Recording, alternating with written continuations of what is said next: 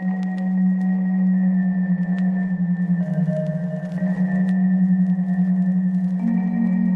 World, Florida. Old World, Florida. Old World, Florida. Dude, I'm telling you, dude. Dr. Narco Longo came on and dropped the hammer of the god.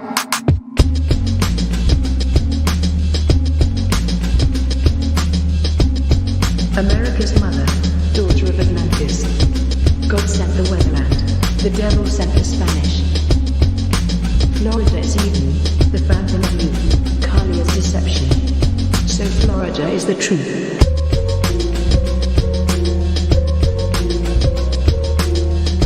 Welcome to Florida, baby.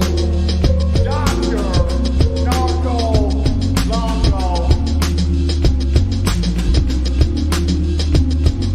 Florida, it is everything.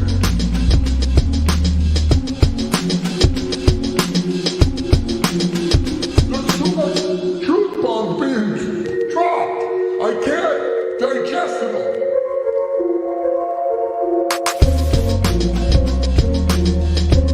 Old World, Florida.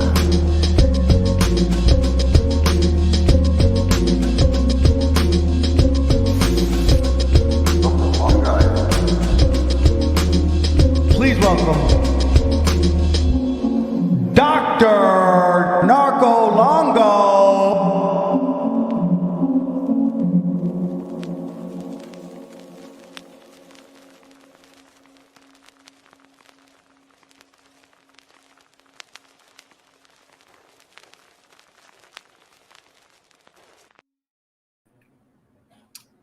To answer your question, Patricia, I'm the most doctored doctor there's ever been in the history of doctoring. Okay. Now they teach you lots of things at doctor school. Not all of them I can share with you. But yes, I am a doctor. But no, I'm not a doctor at all. And I probably have to say that because we're not giving any medical advice. Blah blah blah. Okay, so. We're going to be talking about water, right? And I've got one of my favorite guests here, okay? Seth from the Orgasmic, Certified Orgasmic channel, Radical Health Magazine, right? He's a musician. He's a holistic health practitioner. He's an all-around great guy. He was over at Siesta Key with us like a week ago or so. And yeah, man, thanks for joining us. Thank you so much for having me. It's my pleasure. For sure, man. And we're going to get into water tonight. Which water is best? Now, if you've been watching my channel, you know I talk about spring water a lot and the importance of spring water, what a gift it is to have all this spring water. But we're going to be talking about some other things because we're not just here to jag off Florida as much as we can. You know, we do want everyone to do what's best for them health-wise, and we're gonna get into, is spring water always the best? It's good, right? I'll say it's good, but is it always the best? And what type of water is the best? Is there such a thing as a water that's always the best? We're gonna get into it, and really we have the conversation is spring versus distilled versus alkaline or kind of pH manipulated water. However you want to group all those in together. I would kind of throw mineral water in there too. You know, people are putting minerals in that not necessarily naturally occurring in the water. I kind of clump those in together. Smart water, I'd kind of clump in there together. Maybe it's not so smart. We'll get into that. But we're going to talk about some other types of water too. Like spring and ground water are not always the same. Well water is not the same as spring water at the surface. We'll get into all those differences, but I'll start off with this. What am I drinking day to day? I'll tell you day to day, I drink distilled. Believe it or not, as much as I'm saying spring water, this spring water, that's the gift we've been given here in Florida. But what does every square inch of the planet get gifted with? rain. It rains everywhere. God was not so foolish to make Florida the only place where you can get the best spring water, or Colorado or Fiji, or it rains everywhere. And rain is clean, and it's clean for a reason. God has intended it to be so in his intelligent, foresight. Rain is all you ever need ultimately. But if you're lucky enough to have springs and distilleries around you, distilled water, I should say this, as we're kind of defining these terms before we pit them against each other. Spring water or distilled water emulates rain and the rain-making process. How the water is distilled, meaning it is no longer still, it is no longer solid or liquid, it is removed back into the air, it rises, and it is collected, condensed, comes back down, and that is distilled water. So it replicates how God does the rain, how the rain goes up, comes down in its cleanest form, hopefully. We can talk about that too. But that's your distilled process. Distilleries are typically either copper or some type of metal that stays cool and helps the water condense.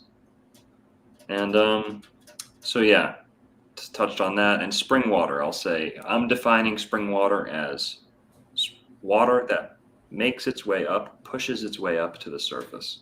Be that at the top of a mountain, down here in Florida, in the middle of the ocean, we have springs too, freshwater springs. Those tend to be very mineral rich, lots of minerals. And we'll also, the difference between well water being heavy, kind of still, and spring water still having so many minerals, but being very airy, being more aerated, lighter to drink. Where in some of these wells where the water is sitting, they'll tell you don't drink that, because even though it's clean, it's good, it has so many minerals. It's heavy, what people like to call heavy water. It might be too heavy. Spring water is kind of this in-between where it's mineral packed, especially Florida spring water.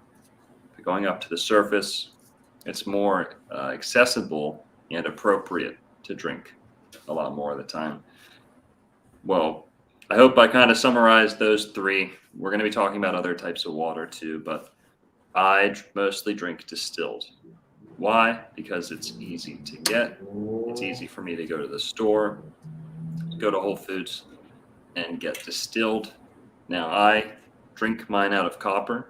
That's an added degree of detoxing the water, taking bad elements out, minerals out. But I'll say I drink spring whenever I can get to it. Whenever I can get to it, I certainly incorporate it into my system.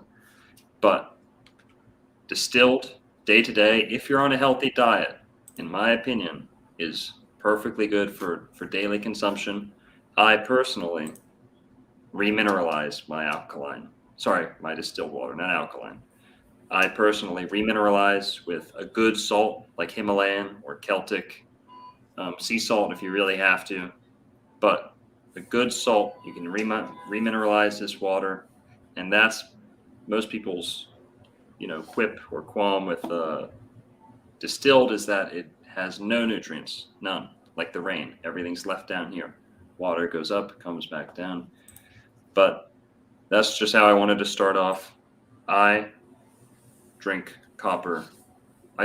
distilled water out of a copper vessel, remineralized. That's what makes me feel good day to day. Thanks for being patient and letting me ramble, Seth. You're really good at being quiet, man, for sure. How about just introduce us? How do you drink? What are you drinking day to day? What do you seek out? Start there maybe. Yeah, no, this is a good starting point. I drink a type of distilled water, which is reverse osmosis, because there's two different types. You can get the water that you boil, and the steam condenses into distilled water. That's what is commonly referred to as distilled. Reverse osmosis is a little different. They use a lot of filters to kind of extract the pure water from its original state.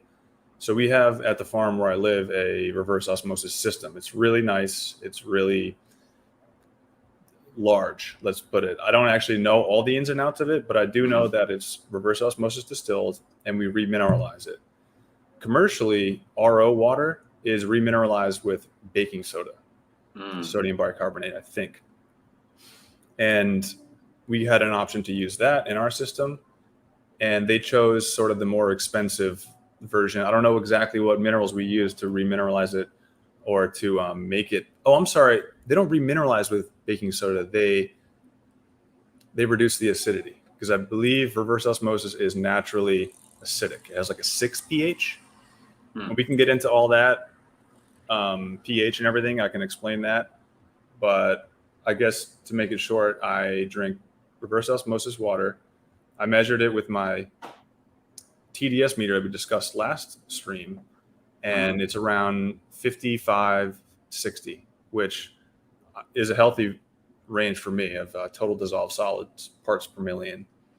And there's no real flavor. There's no real smell. There's no smell at all. It feels very neutral, but it still has a mineral content that some people believe provides electrolytes, right? Because some people say the downside of pure distilled water that's 0 parts per million is that there's no minerals in it. There's no electrolytes. So what I drink day to day is this realkalized, I guess, or if it's remineralized, I'm not exactly sure. Reverse osmosis. From that, we process the well water from the ground, which I measured that too, and that's about 250, 260 parts per million. So we're taking about 200 parts per million out of the original water, cleaning it way up. I mean, the well water smells gross. It's really polluted. It's really contaminated. So having a nice filtration system or RO system, I think is a healthy move. So I guess we'll start there. Yeah. For sure. So I think, and I'll be honest, most holistic-minded people I meet typically go with reverse osmosis or distilled, and they'll have some type of process they do either before it comes to them or remineralizing to make it suitable for them. Now, I'll say that when I remineralize, it's not this complicated process. As Seth just said, distilled water or reverse osmosis should have as few particulates of anything else as possible, meaning just H2O. And that's why in a medical application, they'll use highly distilled pure water, meaning nothing else is getting in there except for pure H2O, distilled water. You'll even see that in packets sometime, like little pre-made packets of distilled water for use in medicine, because you don't want anything else getting in there. Okay. Well, the human body, as good as water is, and we can quite literally use H2O by itself. You'll hear a lot of people saying, oh, you don't get any water if you don't have any minerals. And there's truth to that, because you do want the right combination of minerals for your body to grab onto and absorb the water. But not all the time. Some people were here. A good point to describe or explain the uses of distilled water. Why would someone maybe prefer distilled water? Now, distilled water will assist in the losing of weight. Now, some people will kind of dramatize that and say, it leaches minerals from you. It strips mineral. Well, that's what water's supposed to do, unless it has a high mineral content itself. Now, if you're healthy, remember, that's what your kidneys are for. You're supposed to taking things out of the blood, peeing them out. Clean water assists in that. In a smooth distilled water, I should say, or clean H2O with very little minerals assists in a free, fast-moving system, in my opinion, and a quicker lymphatic, rate, accelerance, whatever you'd say, where the lymph is moving faster because of distilled water. And because of that, it will be harder to put on weight. Your body's not packing away material. It's getting things moving. It's eliminating. And I'm a thin guy, and I could probably largely attribute that to my choice of distilled water. It will help keep you thinner. People looking for weight loss, you want to lose some weight, distilled will help. Now, if I'm looking to gain weight, if I'm looking to put on some muscle, if I'm looking to, maybe I'm feeling like I don't have enough energy throughout the day. Maybe I might feel deficient in some nutrients. Then distilled water might not be for me. I might want to increase my mineral, intake. Some people don't like eating bananas and things like that for all these great, trace nutrients that are really vital. Well, believe it or not, spring water can be like a whole meal if you get some of this Florida spring water high in these trace minerals that are uncommon in packaged processed foods. Spring water will have them.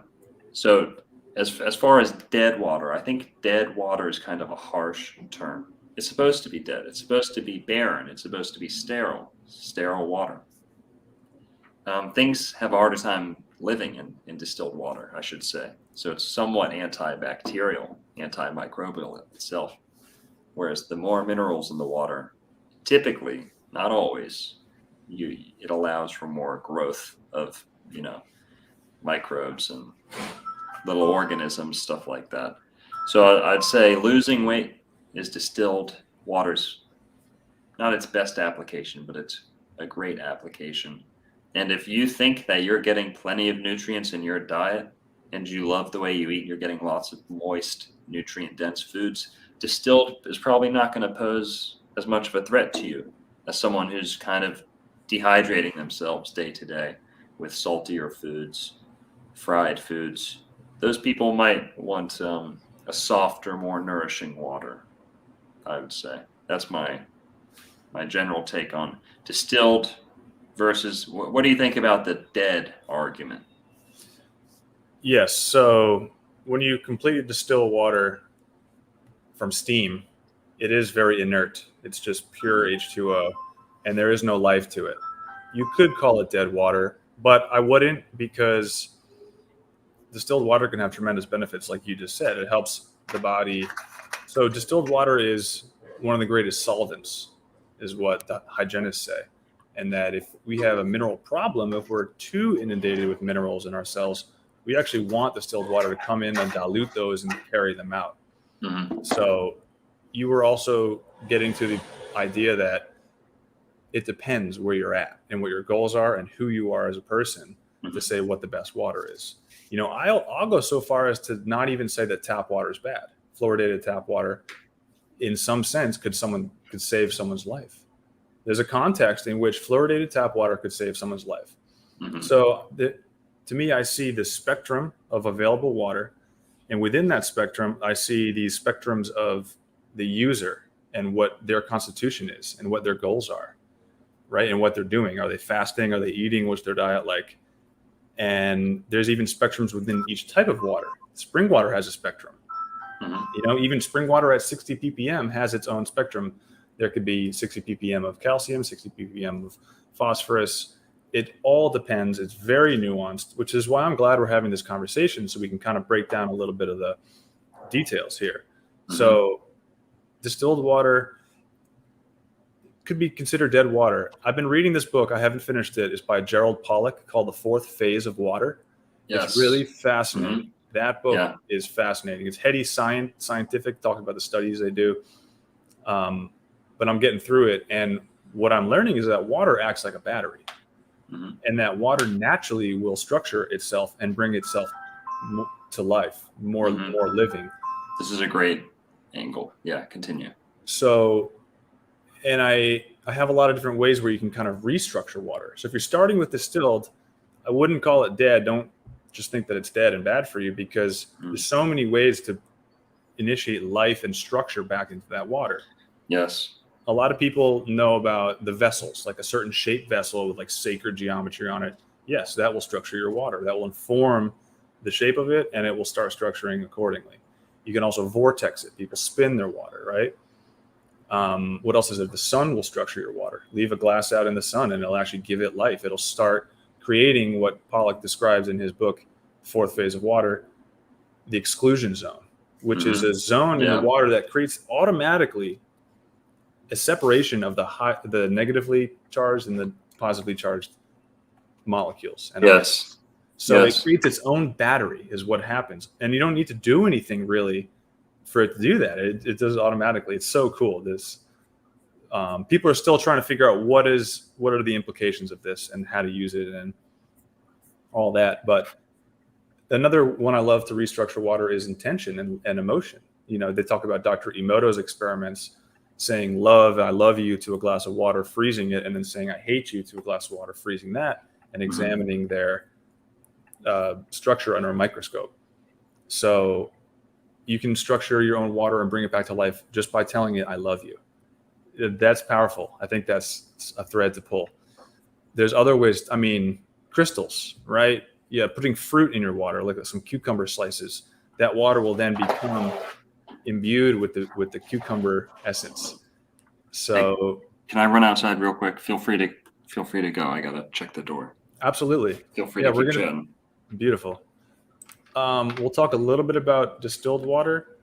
It is highly promoted by the natural hygienists, specifically Herbert Shelton, who was a doctor for many decades and wrote about the benefits he found putting patients on a fasting regimen with this distilled water.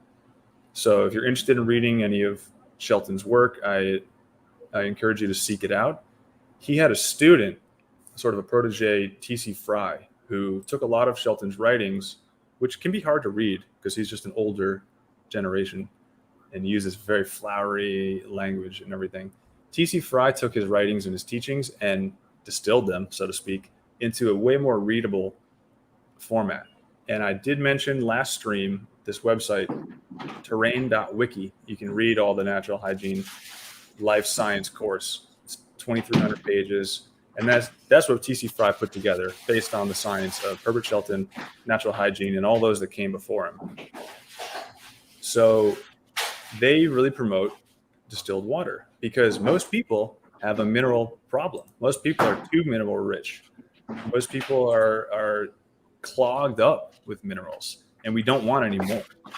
So for most people, a distilled water practice is going to have good results. It's going to help you dilute the pollutants in your system. They say the solution to pollution is dilution.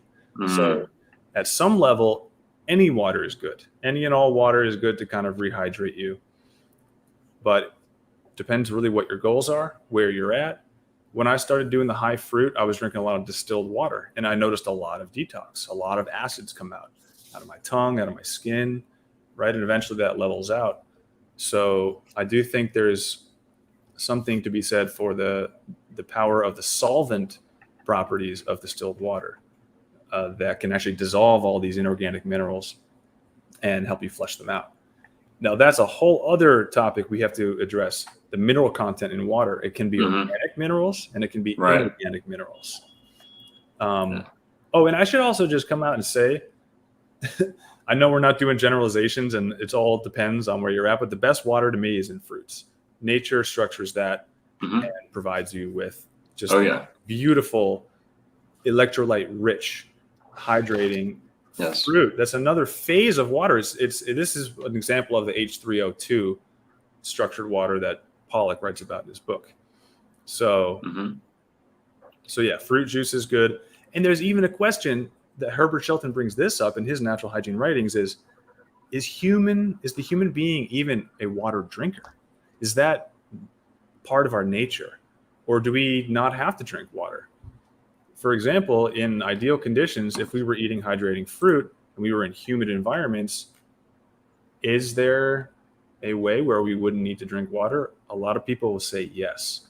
And I think the last thing I'll say on that is that a lot of the water in our body comes from the internal sort of oxidation of combining the hydrogen in the food that we eat with the oxygen we breathe, creating H2O. So there's a lot of power in just the air. And I know Hilton Hotema talks about, we don't need water. We're not really water drinkers. We're not really food eaters. It's more about the air, sunlight, and that all the chemistry is going to happen internally. I don't know.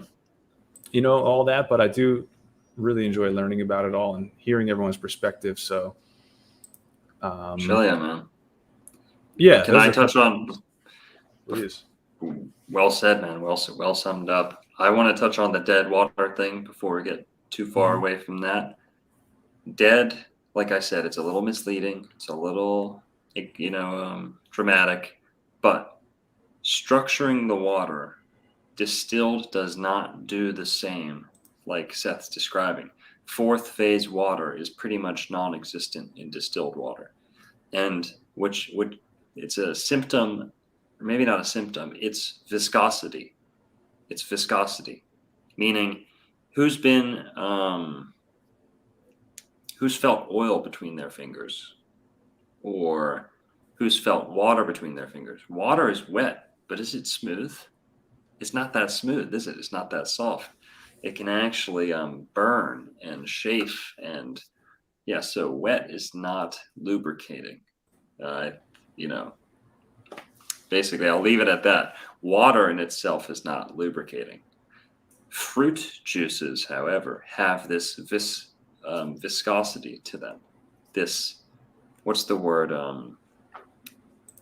They're viscousy. They're structured. The molecules in the water are actually different.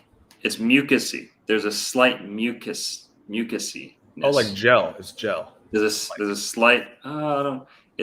It really is its own thing. It really is. Not to be crude, you can only really liken it to the sexual fluids. And Pollack does call that gel-like. He describes it as gel-like. Okay, so gel-like substance. This is why water is water of life. Okay, the elixir of life. This internal water. The fountain of youth. As much as I want to talk about it, it is within. Why? Because it is the internal fourth phase water determines how young you are and how long you will live. That's a fact. It's this internal. What is death if not a drying? If not a drying, a loss of water. And you can pour water all you want down the hatch, but you're never going to. It's so hard to replenish this viscosity because it's not liquid that we're trying to replace. It's this fourth phase water that is in between a water and a solid, in between a liquid and a solid. It is gelatinous. It is viscosity. And this is the nature of, the creative fluids that create life and sustain life. Why is milk? Why don't we drink water straight out of our mother's, What's the difference? It's more viscous. It has this, it's thicker. It is more sustaining. It has a softness to it. And that's one of the things to keep in mind. And you could also describe this as, that viscosity is really a symptom of geometry in the molecules. And that's what he's kind of describing here is your mother's breast milk has thank you, I love you, peace in it.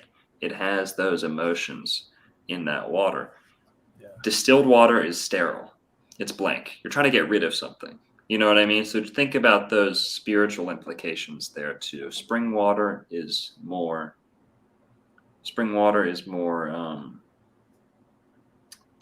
you could say sustaining.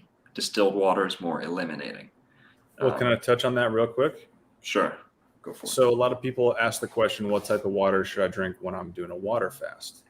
Okay. And along those lines, it might be more wise to drink spring water while doing a water fast because you have no other source of electrolytes.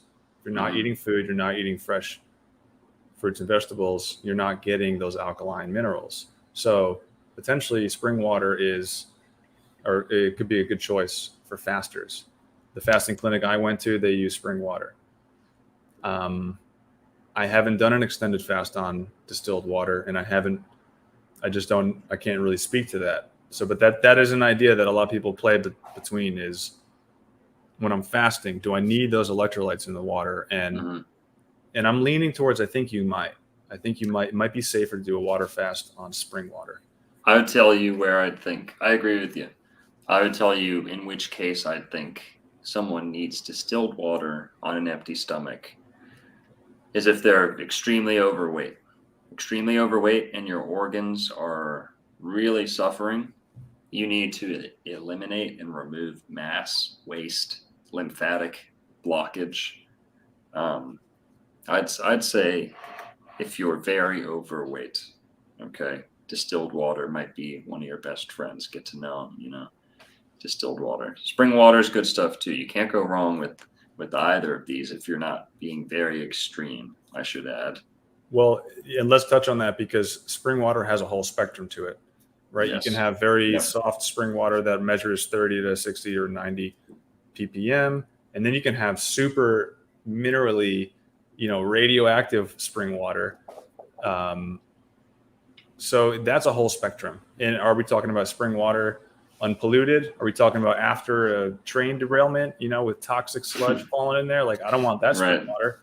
Right. So it's always going to be depending on all the conditions surrounding it. For sure. Now let's get into let's just get into that, the differences of spring water. Mm-hmm. I'll start off with there's mountain spring water. Yep. And there's low lying spring water, surface level spring water. And I'll be honest, I'm not too well read up on the differences between the two, although I know that the mountain water tends to come out a lot colder when I collect it, and it tends to be a bit heavier. Now, that might not, when I say that, I don't necessarily know exactly what I mean. I'm just going off my experience that mountain water is, even if it's mountain spring water, to me feels more like well water. It feels more like sitting groundwater. Even though it is more active, it's moving, it's pumping. To me, I feel it's more similar to well water. And when people try and make that well water versus spring water argument, is there any difference? It mostly comes down to your belief in the energy. Is there a difference? But aeration, right? So air in the water. Who's ever jumped into water and landed on still, flat, dense water? And you hear the bottoms of your feet go smack, right? And who's jumped into kind of a waterfall where you go to some of these water parks and they naturally aerate the water. So when you land in that water, it's softer. You land, you penetrate the water deeper. It's like a cushion. It's like a beanbag. Now, you'll notice this. Yeah, extreme sports, guys, go look it up. Extreme sports, people who jump off of waterfalls, you want to land in aerated water, okay? If you land in flat water, you can break your ankles. And actually, ocean water is the most dangerous to land in because it's denser. And that's why people float in it. So you might think, oh, if I float, it would be easier to land in. No. Ocean water is very dense, meaning when you land on it, it's almost like concrete, and you'll break your ankles, your legs will explode. It can be quite extreme. Now, people who jump waterfalls, you'll see people jump 100 plus feet into waterfalls. And if they jumped that distance off a bridge, they would die. This is why people can jump off bridges that are not that high and die very easily, because it's denser water. Blah, blah, blah. That's a little explanation of aeration in the water. So, if you're going to be drinking that, that's going to have a different effect on the body. And that's my experience is well water. Well, what is well water? Well water is debatably, some people will say, it's aquifer water, it's spring water. It's a spring that's simply not making it to the surface. Every water in many different positions on this. People will say all water in the earth is spring water. That's not true, in my opinion. Some people will say all water in the earth is groundwater. That's spring water. Well, it can't be differentiated. I don't think that's true either. But what's your take on it, Seth? Well water. So if we're leaving tap to the side, leave tap water to the side, well water versus spring water. Yeah, that's a good question. It depends really where your well is and where your spring is. Like, I don't know if I can even pit the two against each other without knowing which well and which spring we're talking about. I have heard that groundwater and well water is a very clean source of water, but the reality is that a lot of it's just polluted. So I'm not going to go ahead and say that well water is clean and then have you go pull some up and it'll poison you. So same with spring water. They exist on the spectrum, and I guess I'm just not versed enough to sort of pick apart the well water and like what qualities of the spring, because there's just so many variables. And when you're talking about mountain water, the rock of that mountain is going to be different than the rock of the aquifer in Florida that's underground. So everything has their own unique, I don't know if terroir is the right word, but their own unique properties that we have to look at. Here, I think you touched on the most important point there is to be had about well water, which is pollution. It's more stagnant, meaning when you find it, and like he said, even the people who use these terms and define them don't know their exact concrete definition. But well water, you're more susceptible to pollution. For example, spring water oozes up in Florida, at least, or places in like Missouri where I've been, where it's an actual spring head, big spring, not just a little trickle coming up to a river. When you see a big, large, high magnitude spring head, that water is issuing forth from only God knows where. We don't know. It comes from where oil comes from, okay? Deep down into the terrestrial realm, straight from Mother Earth. You cannot go find where that water comes from. Go ask Brent Hemphill, the cave diver I had on, who has gone almost 400 feet down under Florida. They don't even hit the bottom of some of these big spring heads. So that water is fresh. To me, that means so much. This water's almost never seen the surface of the planet before. It might be circulated in some grand scheme that we have very little understanding of, but that water is coming up from deep below with such magnitude. I would wager much of that water has never seen the surface before, that it is truly coming fresh from a original source deep down. Well water, although it might originate from a little offshoot of a big spring head like that, most well water is kind of trapped or stagnant in pockets, and that's getting tapped into. And if they'll test it, oh, it's clean, good, okay, we'll drink out of here for the next 100 years until it's not clean, and then they shut it down and it's a catastrophe. And oh my God, this one well was giving the whole town, lead poisoning for it. You don't typically find that with springs. Even when they raise the alarm on some of these springs that have been contaminated, the water comes forth so fresh that the intoxicate what's the word? Something is tainted. If it's the tainted water is almost negligible because of how much fresh water is coming out. You have to really taint the source of a spring to knock it out of commission. Whereas wells can be compromised, and once it's compromised, unless you're going to pull open the side of a mountain or the land you're living on, there's not much fixing it that you can do. So well water, if you got a good one, if you're out by yourself and it's good, wonderful.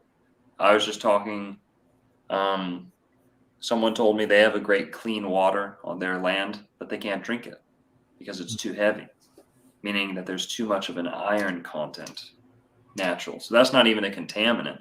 That's just the ground there is too iron rich. And there's things like that can go wrong with well water. Melanie, thank you for the $10. Or Melanie, not sure. Jordan, whose YouTube channel is Waters Above, talks a lot about the importance of hydration. And the best way to hydrate your body is by eating fruit. Would love to see you do a podcast with him. Well, thank you, Melaine.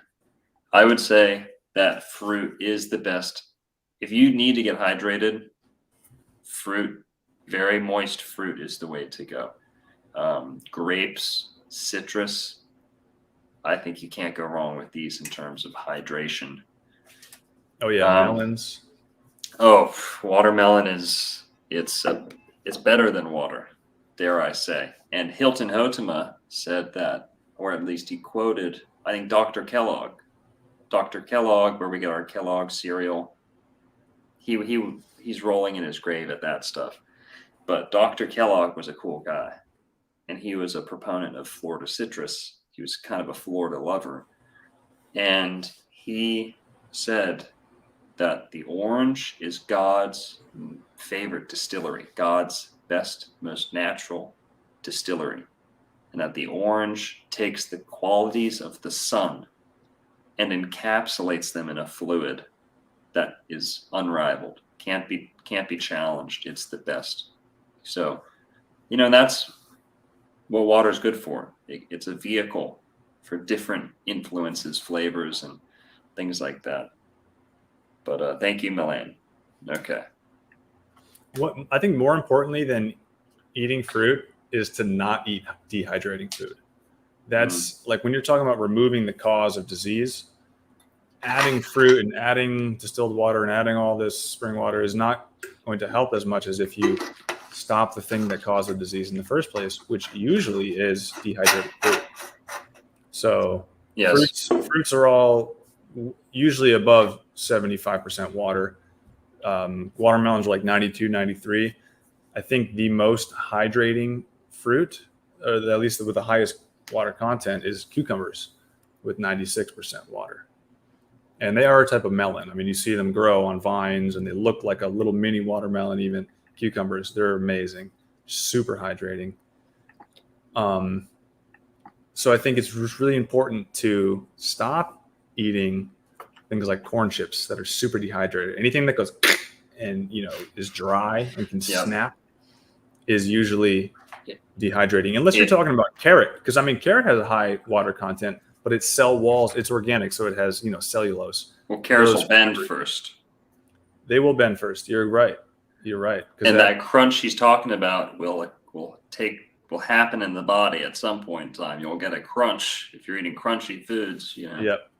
Well, they say your feces is around 75% water always, unless you have constipation or diarrhea or something like that.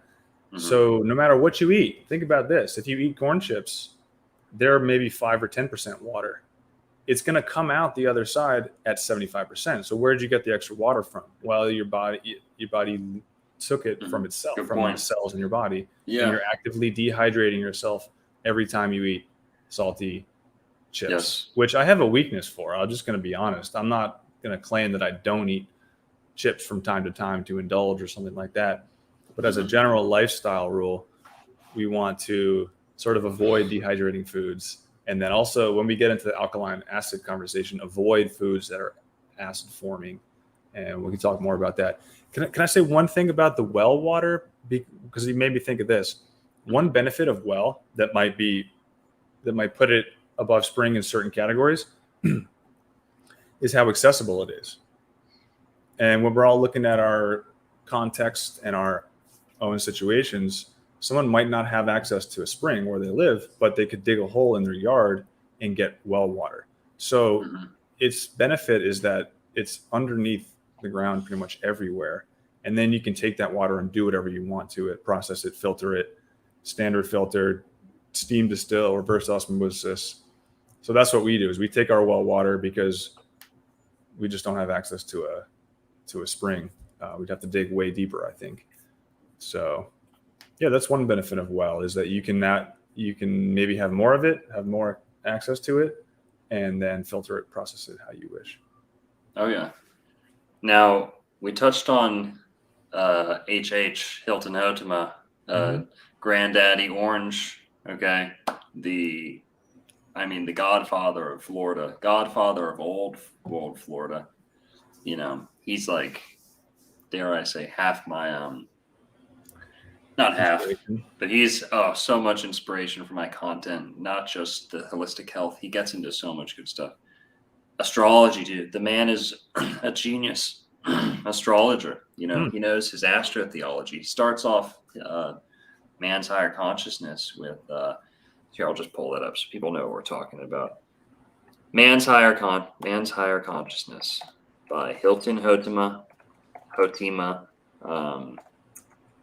author, mystic, soldier by the name of George Clements, writing under the name Hilton Hotima. So he chose that name, Hilton Hotema, HH88, radium. Okay. He was a big citrus guy, big into citrus, big into longevity, living forever, and the sun's radiation affecting the body. He was putting two and two together without necessarily always saying it. And I'm going to show this so people know what we're talking about.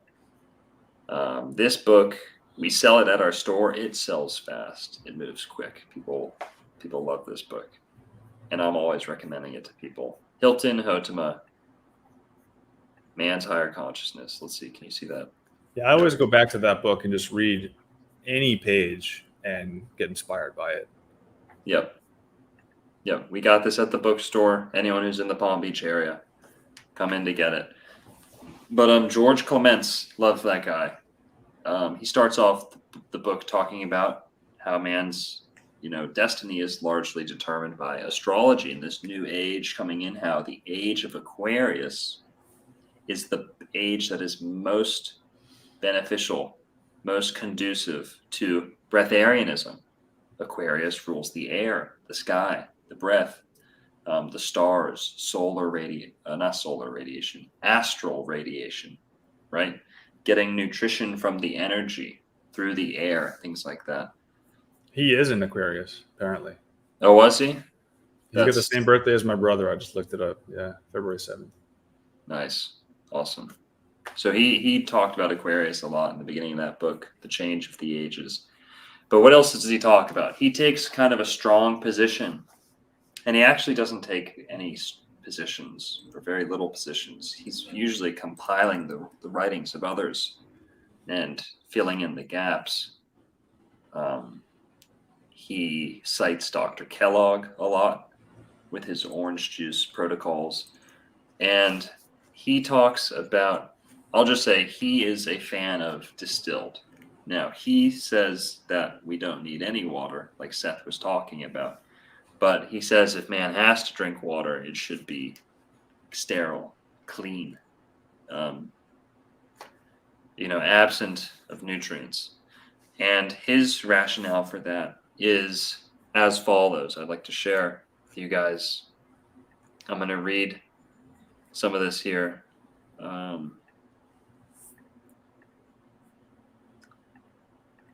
Here we go. The importance of water.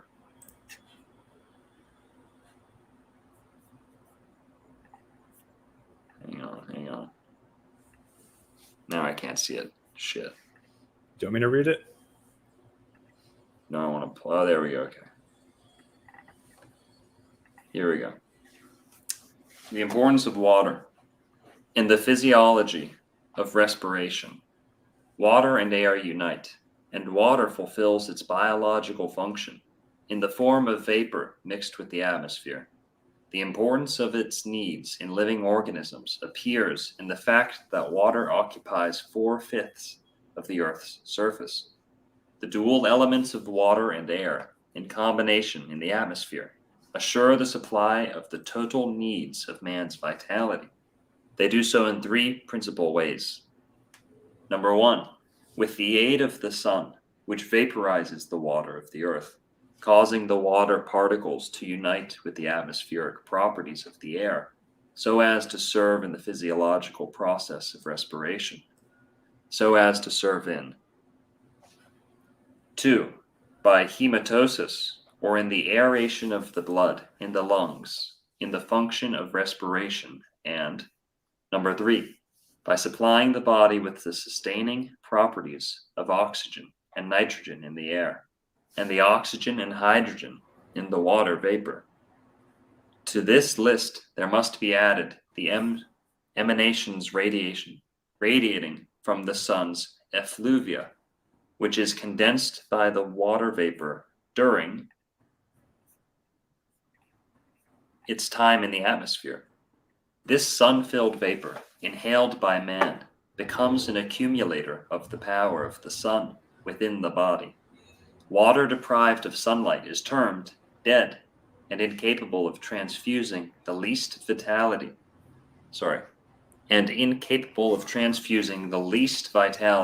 into the organism. So not even capable of transfusing the least vitality.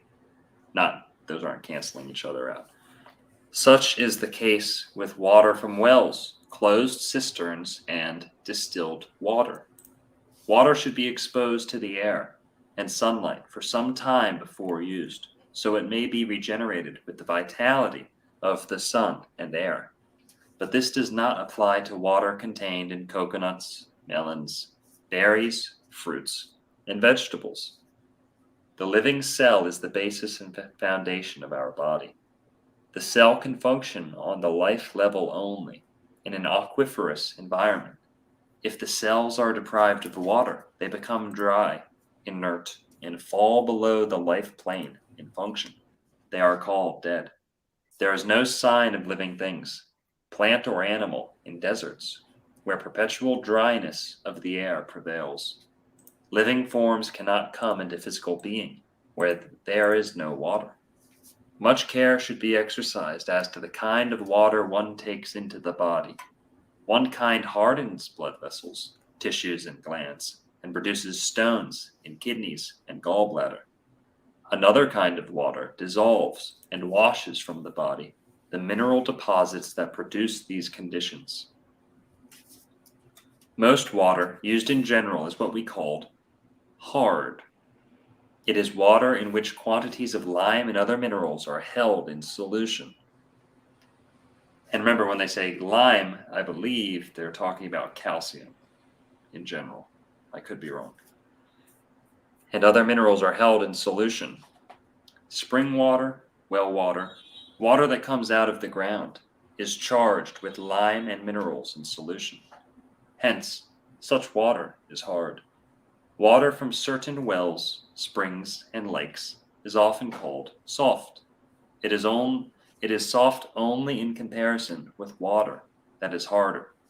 Dr. G. A. Dorsey wrote, "Each year the Earth's rivers carry to the sea billions of tons of dissolved minerals and carbon compounds." So I think what he's meaning there is the seas get their saltiness from the rivers, not the other way around, or not.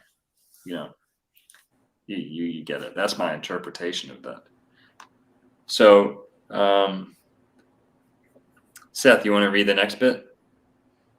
Sure. Where do we leave off? Mineral water not beneficial? I can keep going if you want. Oh, I see it. Is that where we're at? Yes, sir. Suffering people are often deceived by certain claims for mineral water from certain springs. Such water is very hard and very bad for the body. Those who recommend it for health are in error, or they profit on the sale of it. Hang on. Maybe I should read this because I don't want it to seem like I'm backing down from this paragraph. Okay, yeah, continue. I didn't even see what it was about. I was just giving you a chance to read.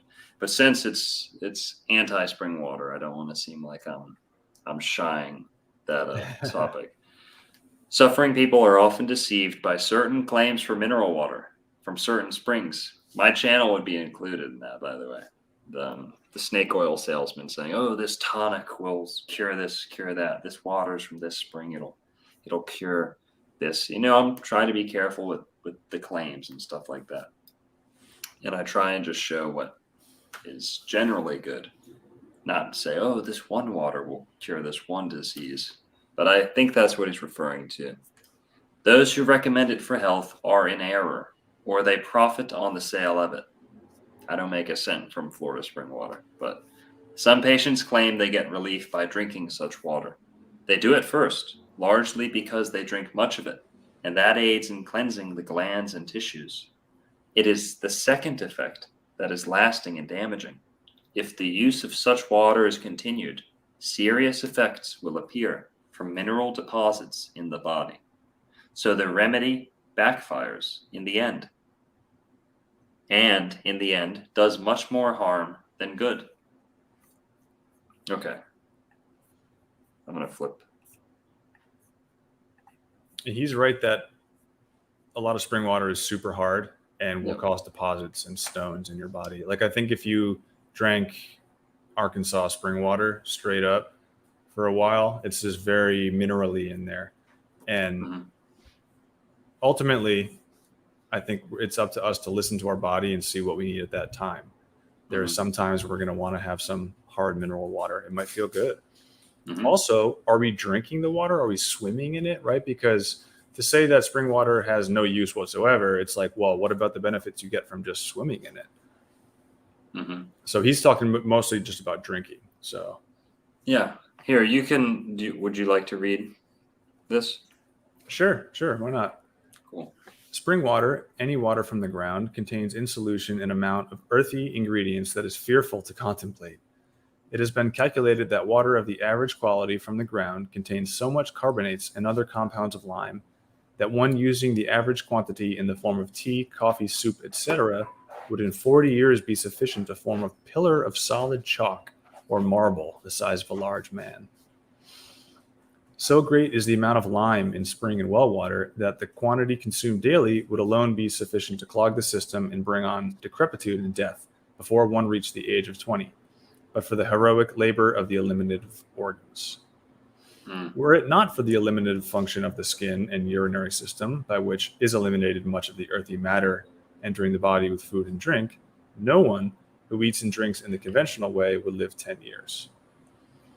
Undistilled water, when undistilled water taken internally, is very bad. Boiling the water removed only a portion of the water and leaves the earthy matter behind. In the 100th part of a drop of raw water, the microscope reveals a world of tiny animals. The dead bodies of the animals remain in the water after it is boiled and help to clog the depurating organs and eliminating channels. Mhm. By drinking boiled water, one may avoid taking the live animals into the body, but one buries their dead remains in the body. Did I read that right? Yeah. One buries their dead remains in the body. If raw water is an aquarium, boiled water is a cemetery. After boiling in a clean tea kettle for a week, the water from a well, spring, creek, or lake, a stony coating will be found on the inside wall Yep. of the kettle. This is true. Anyone who's boiled tap water will know that it will boil down to a salt, almost like a crystal or gray, yellow, green. It's not pretty. Spring water will largely do the same, but remember that's going to be more natural salts, limes getting left over.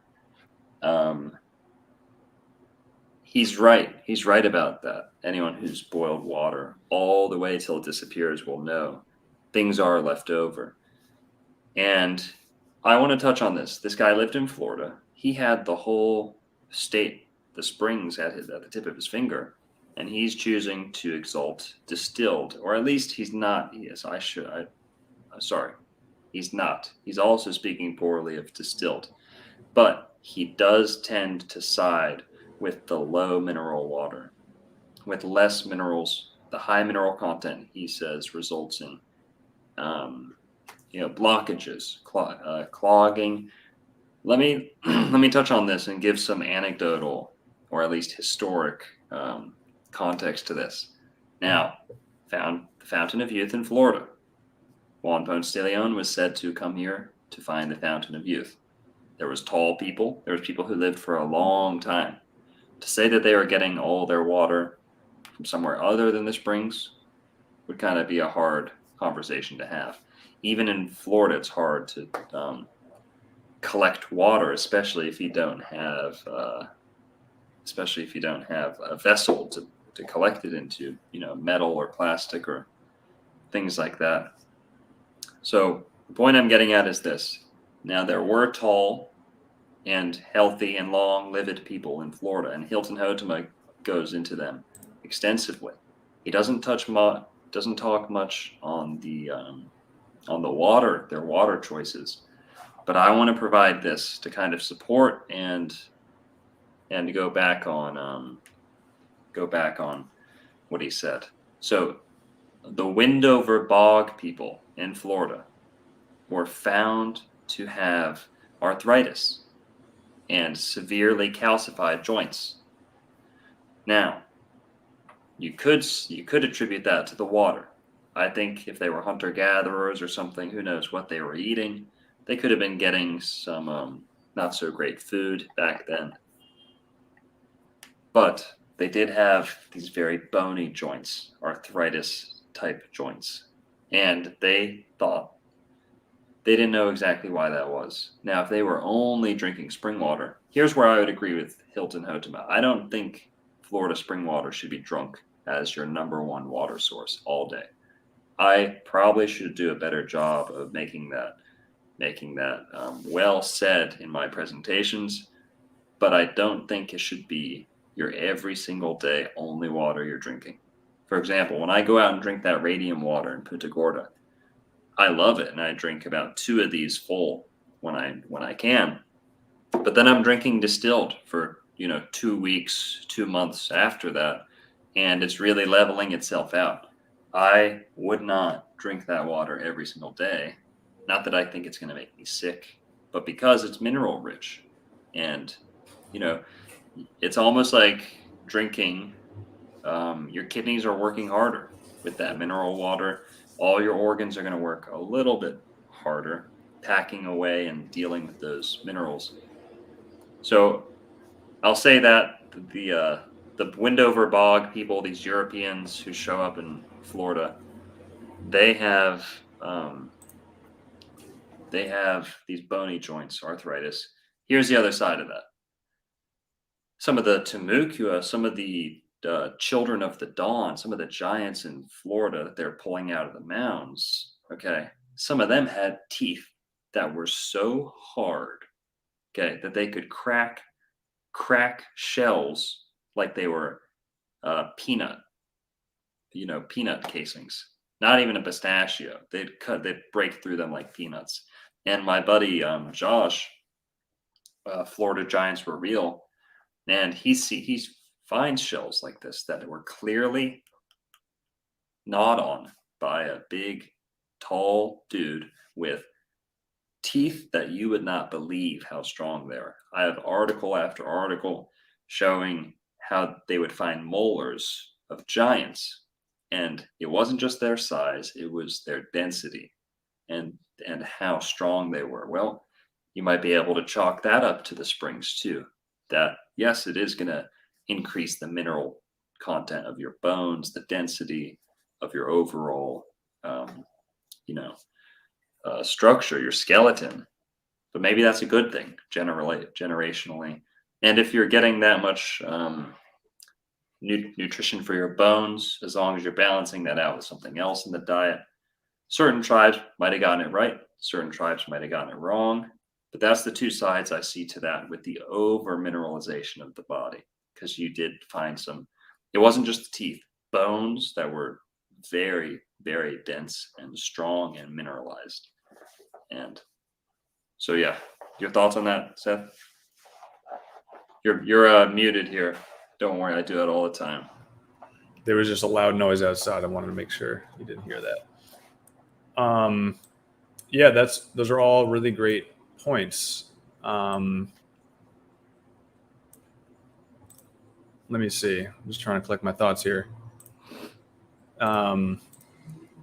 Just what we're talking about, distilled, mineral water. Here's what we got to see. Our society is over mineralized.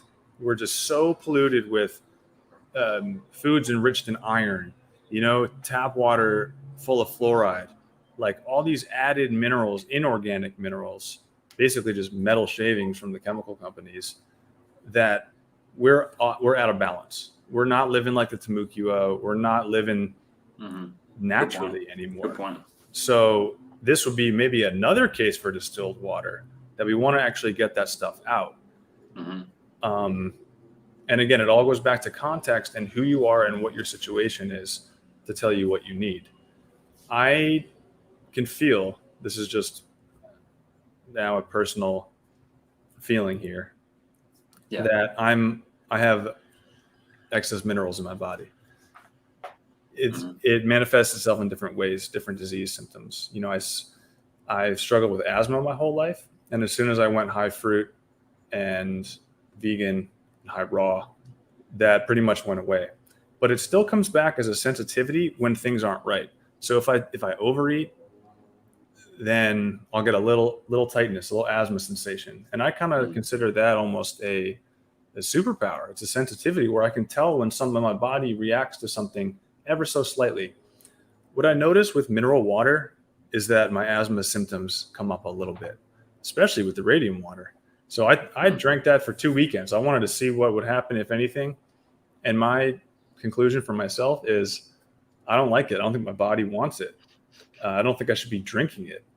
Maybe swimming in it, or maybe washing my hair in it or something. But for me, the way my body reacts to the radium water is, first of all, it doesn't smell good. So why, and it doesn't really taste good. So why would you put anything in your body that doesn't smell or taste good? And then once I do, I get a little sensitive and my lungs are going, yo, you're already full of minerals. You do not need any more. I think that's what's happening. That's kind of my interpretation. So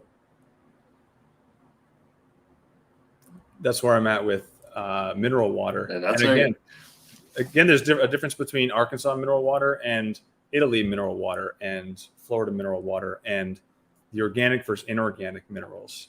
You know, they say that the organic minerals come from plants, the water in plants, that the calcium in greens, for example, is organic and therefore accessible and assimilable to the human body, whereas fluoride added into the water after the fact is inorganic, therefore not assimilable and straight up poison. Now, what I don't actually know is if the minerals in spring water, organic and inorganic. I've heard claims both ways. I've heard people say, no, the minerals, all the calcium in spring water is just inorganic. Your body can't use it. It's bogging you down. Then I've heard people say, no, it's part of the water. It's, you know, it's structured within it and it's not as bad for you as an inorganic mineral. So again, I'm just going to keep bringing it back to just, we need nuance. We need to look at all the details. What's your situation? Who are you? What is your body calling for? What do you have access to? And what's the least polluted at this time? And am I addressing my diet? You know, and am I addressing the fact that you could be looking for solutions of what water to drink, but you might be eating dehydrating food every single day. Mm-hmm. So you're going to have to address that if you want lasting change and lasting health. So yeah, again, just zoomed out. And where do you want to take it now?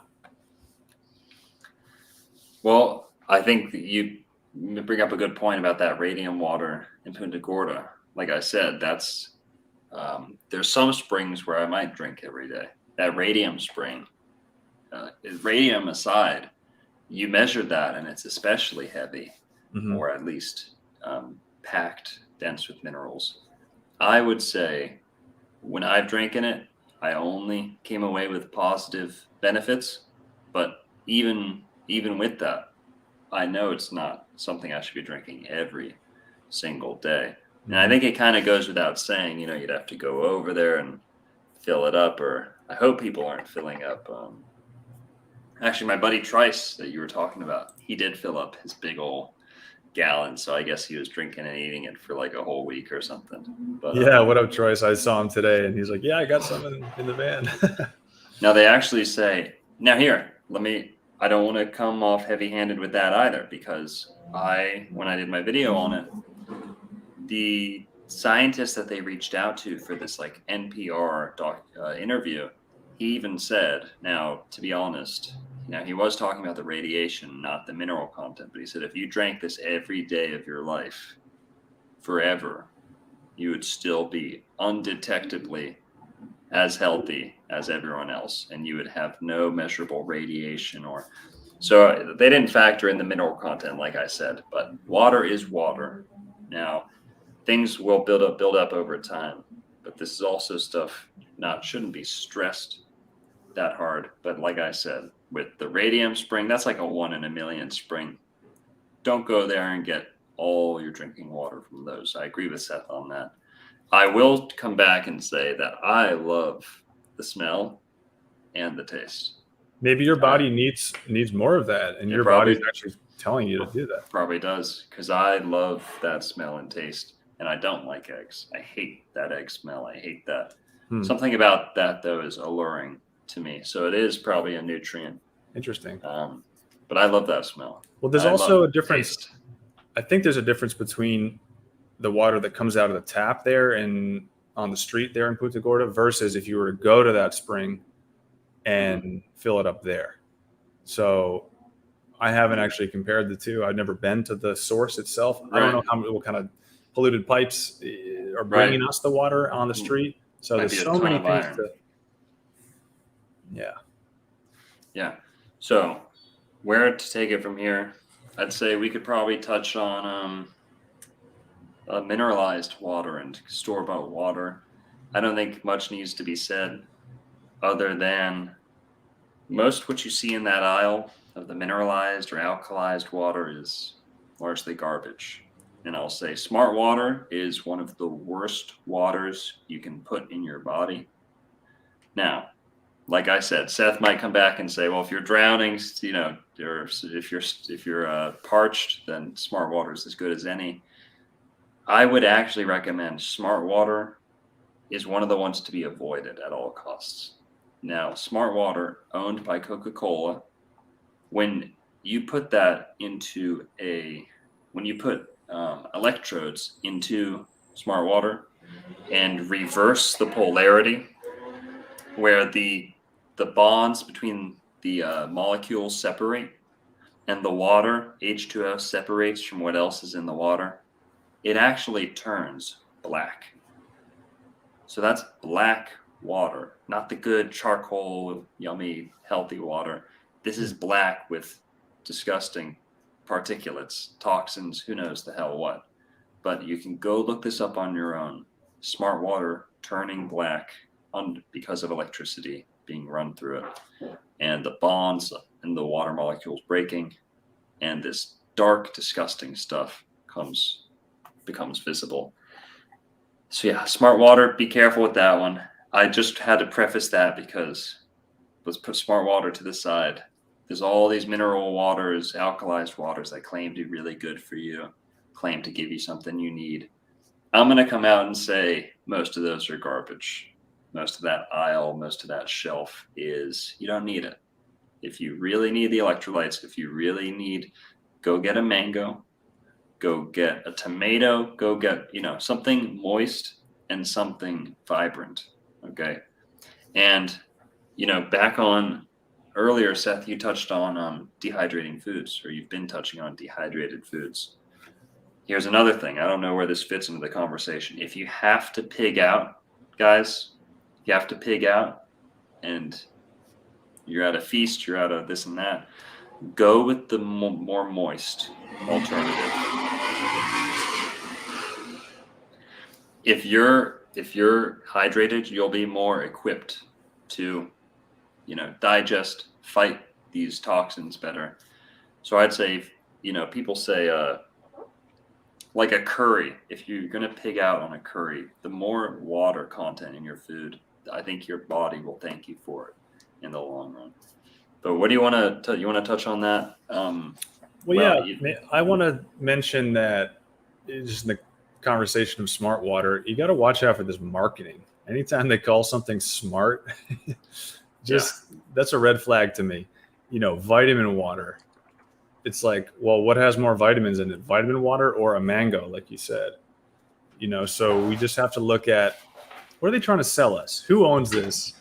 What's behind this and how do they make it? So I don't even know how they make smart water. I don't know how they make alkaline water.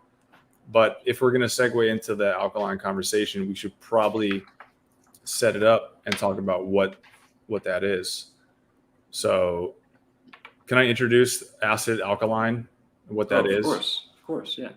Right on. So acidity or alkalinity is a spectrum, and it refers to basically how many hydrogen ions something contains. So pH is how we measure acidity and alkalinity, and that stands for potential hydrogen. So basically, I think the more hydrogen ions there are, positively charged hydrogen ions, the more acidic it is. I could be wrong, but it has to do with how many hydrogen ions, positively charged ones, we're talking about. So there is this electric thread to acidity and alkalinity. And can I touch on that with the technical Mm-hmm. to reinforce what you're saying. An acid or base's strength refers to its degree of ionization. A strong acid will completely ionize in water, while a weak acid will only partially ionize. Since there are different degrees of ionization, there are different levels of weakness. Mm-hmm. So, thus, a stronger acid has a larger ionization constant than does a weaker acid. Okay. Yep. And then you're going to see the spectrum from 0 to 14, I think, where 7 is neutral, and above 7 is alkaline. Below 7 is acidic. The human blood is slightly alkaline. It's like 7.4. And I think that fact is why a lot of people gravitate toward alkaline diet, alkalizing foods, things that in alkaline water, because they want, I want to match like my blood. I don't want to be acidic, which is sort of a good thought, but we don't want to be too either. We don't want to be too acidic, which results in acidosis, and we don't want to be too alkaline, because that would be, you can get alkalosis that way. So it's all about this balance. And the body is so amazing that it has these mechanisms built in to sort of always maintain the blood pH around 7.4. And if that's not happening, it's because something changed. You were introduced to an acidic toxin really quickly, or the regulation systems aren't working properly, or they're overburdened. So, your body is so smart that every fluid that's excreted by whether it's your pancreas, your stomach, your intestines, they have these buffers in them. They're basically proteins that can like grab onto an acidic or alkaline substance and prevent any change in the ion concentration. So it kind of, buffers are built into our body to sort of not let things get too up and down. There's also our breath and our respiratory system. Now, when acidity in our blood changes, it'll kickstart our respiration to introduce more carbon dioxide into the blood, which I believe is alkaline. So that will help neutralize. Additionally, you have kidneys, which sort of regulate whether or not your urine is acidic or alkaline. And that's a way to, again, regulate the cells in the body, keep them alkaline, keep them acid, or really keep them right in the middle. So we can look for these solutions with alkaline water, but I think we're better off going for alkalizing foods, which are usually foods with sodium, potassium, calcium, magnesium, and iron. Again, organic versions of those. So inorganic iron, just iron shavings, is probably highly acidic. You do not want that in your body. Whereas the iron in greens, leafy greens, lettuce, cilantro, things like that, it's very high in organic iron. So those minerals, when present in the system, will form alkaline conditions. Whereas acid-forming substances are like sulfur, phosphorus, chlorine, and protein is high in sulfur and phosphorus. So when we catabolize and break down proteins, we're releasing all these acidic molecules like sulfur and phosphorus into our blood, which can mess things up. That's why they say meat is acidic. A lot of grains are acidic. Drugs and coffee is acidic. Whereas these, look, fruits and vegetables are alkaline forming. It's like the answer is given to us. That's the kind of food we want. And last thing on this, because it's confusing, people say, well, lemons and limes are very acidic. They're acid fruits. Right. That's true. They have a lot of organic acids in them. However, they're alkaline forming once you ingest them. So yes, you take a blotter test, pH test to citrus juice. It will come back acidic. Okay, well, right there, citric, acidic. It is. Now, that's kind of like, well, here, if you have yellow and you have blue, okay, just throwing yellow at blue, turn it yellow. No, you form green. You get a mixture, you get a combination, okay, you get a reaction. Now, when the body, if you think of the body as one color, okay, you don't want to throw a different color at it as much as you can and think you're going to get that color in response. You're going to get a mix of the two. You're going to get the reaction between the two. So when we test citrus, it is in itself acidic. It is the reaction between citrus and the digestive juices, the stomach acid, the different acids in our digestion process that bring about an alkaline response. So citrus is an alkaline inducing food, not measurably alkaline. It is alkaline inducing. For example, bread. What if you pH test, it's gonna come back as nothing. You know what I mean? But then you put it into the body and it does not counteract the acids in the stomach. It allows those acids to I guess exactly, and you have an acidic response, an acid upon acid. You don't have. So I hope that demonstrates. Laura Martins, we need the good doctor to make a water tier list. Okay, that's a good idea. I don't know how passionate Seth is about, like, he might just come out and say, because I would too, but I'll entertain the question. Right out the gate, I'm just gonna say, like, bottled water is very much like emergency water is my take on it. Bottled water is, we have the capability to bottle water, but we don't have the need to bottle water. There's no need for it. If you need a vessel, there's wonderful, beautiful materials like copper that will continue. The longer your water's in copper, the better that water will get for you. As long as it's not too stagnant, that's another thing. But I'll do a tier list. I don't know if we can make like a chart and actually throw them up, but I will. I'll do that. But I want to get through some important things first. So thank you, Laura Martins. Long hair, dude. My bad. I go to restaurants all the time, and the waiter comes up and they haven't seen my face yet, and they say, "All right, ladies, what will it be?" So my bad, man. Laura, thanks for the $10, dude. Tier list coming soon. I think my tier list would include fruit water at the top, distilled and RO, kind of equal. Yeah. And again, depending on what you're trying to do, are you fasting? Are you eating every day? Are you swimming in it? Et cetera.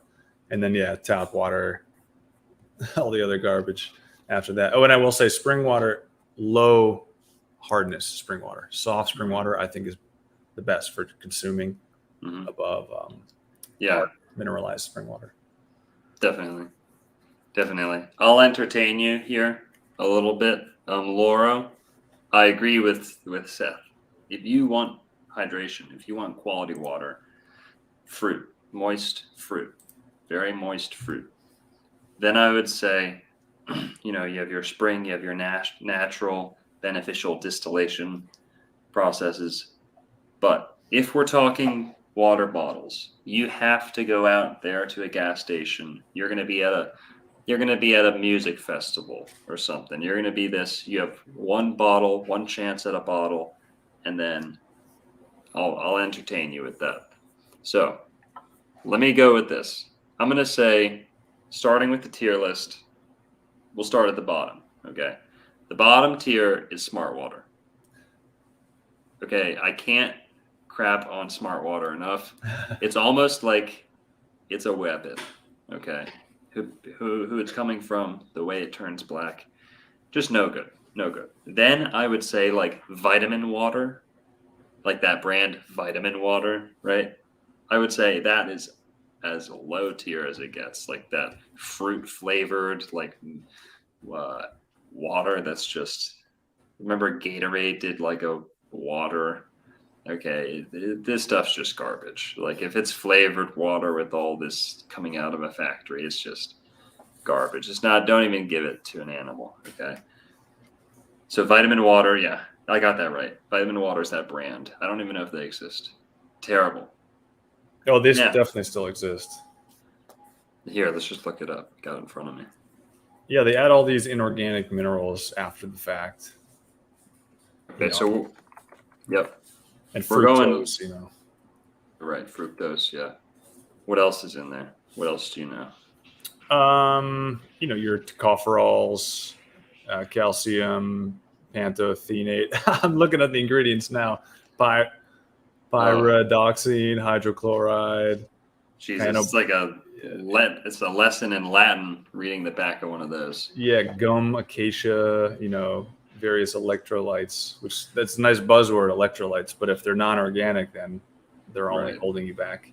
Right. So let's stay away from these guys.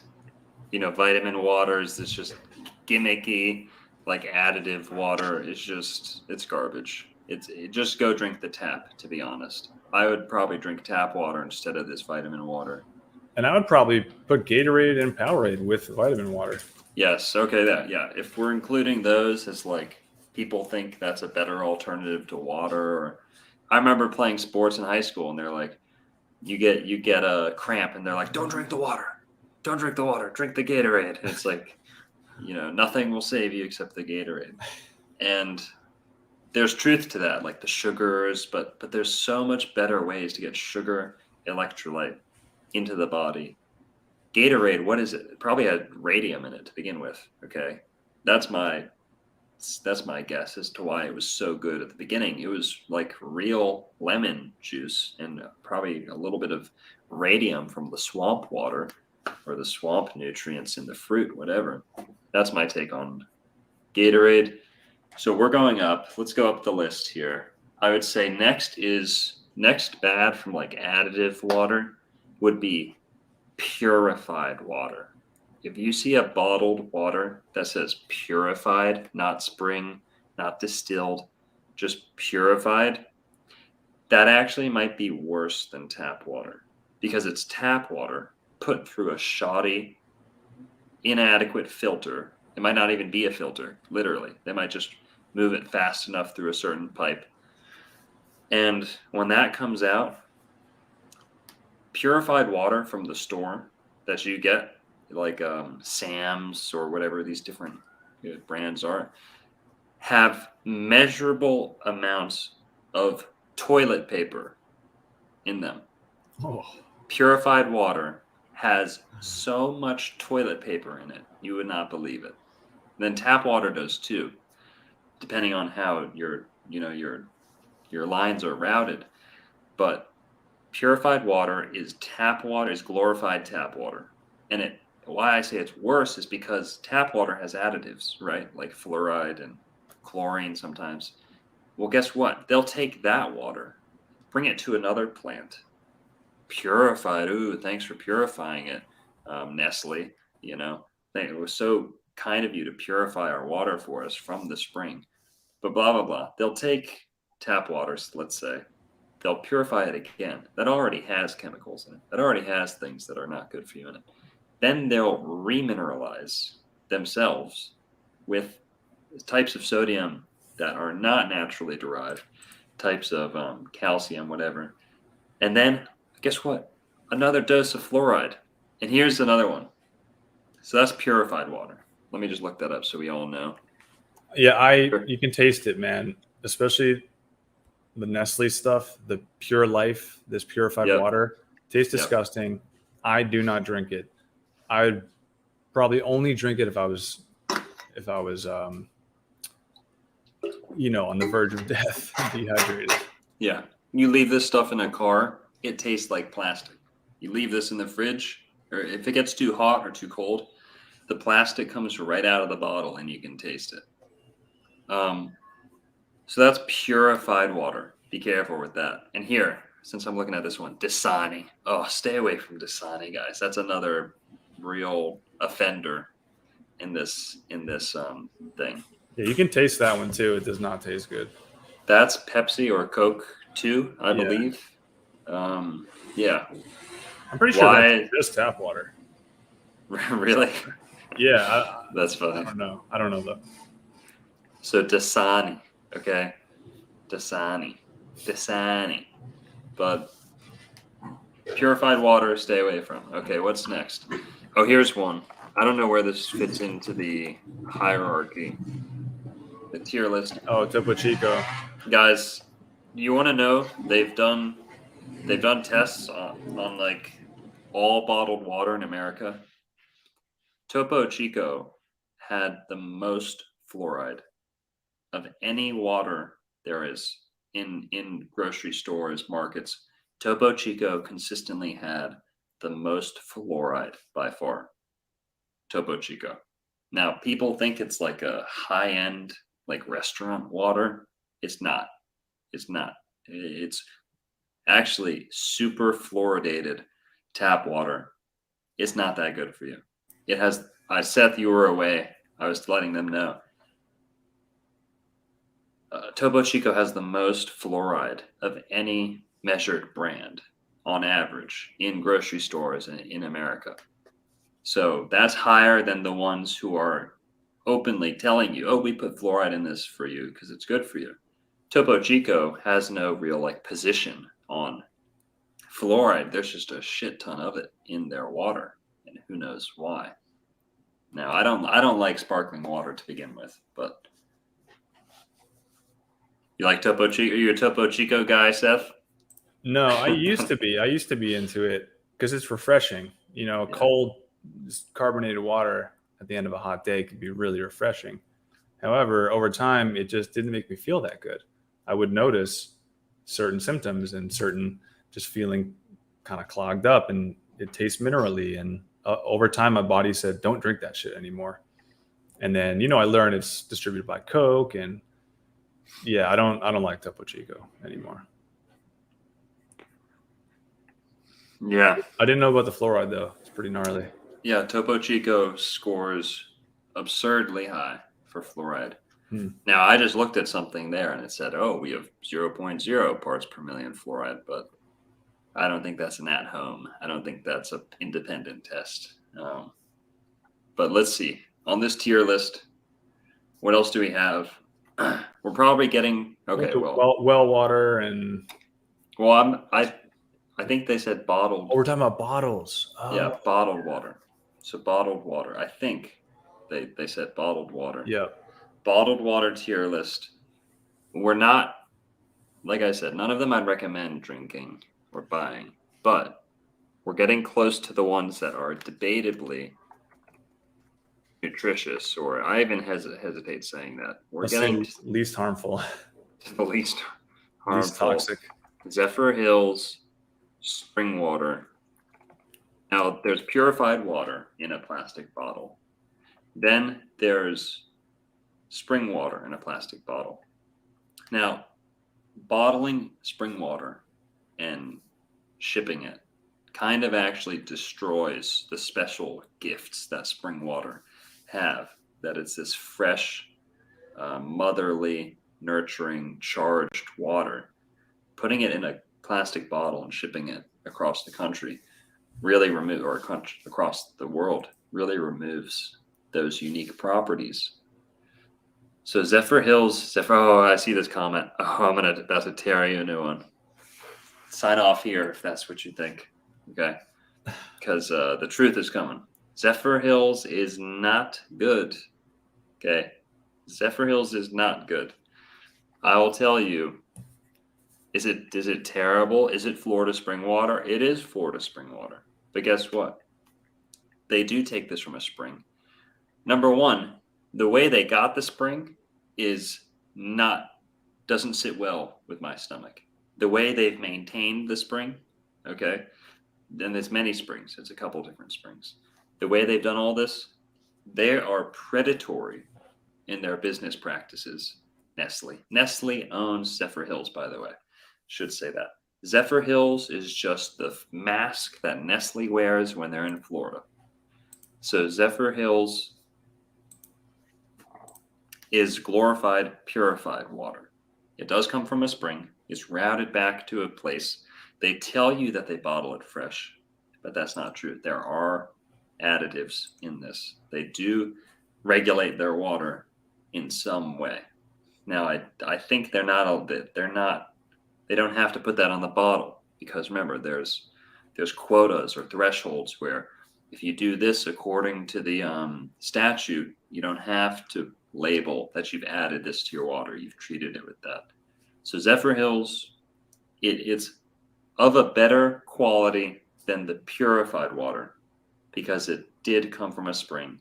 But then the process it's gone through is very similar to the purified water. So it's not the fresh spring water. The benefit you're getting from this is not because it's, if any, it's not because it's Florida spring water.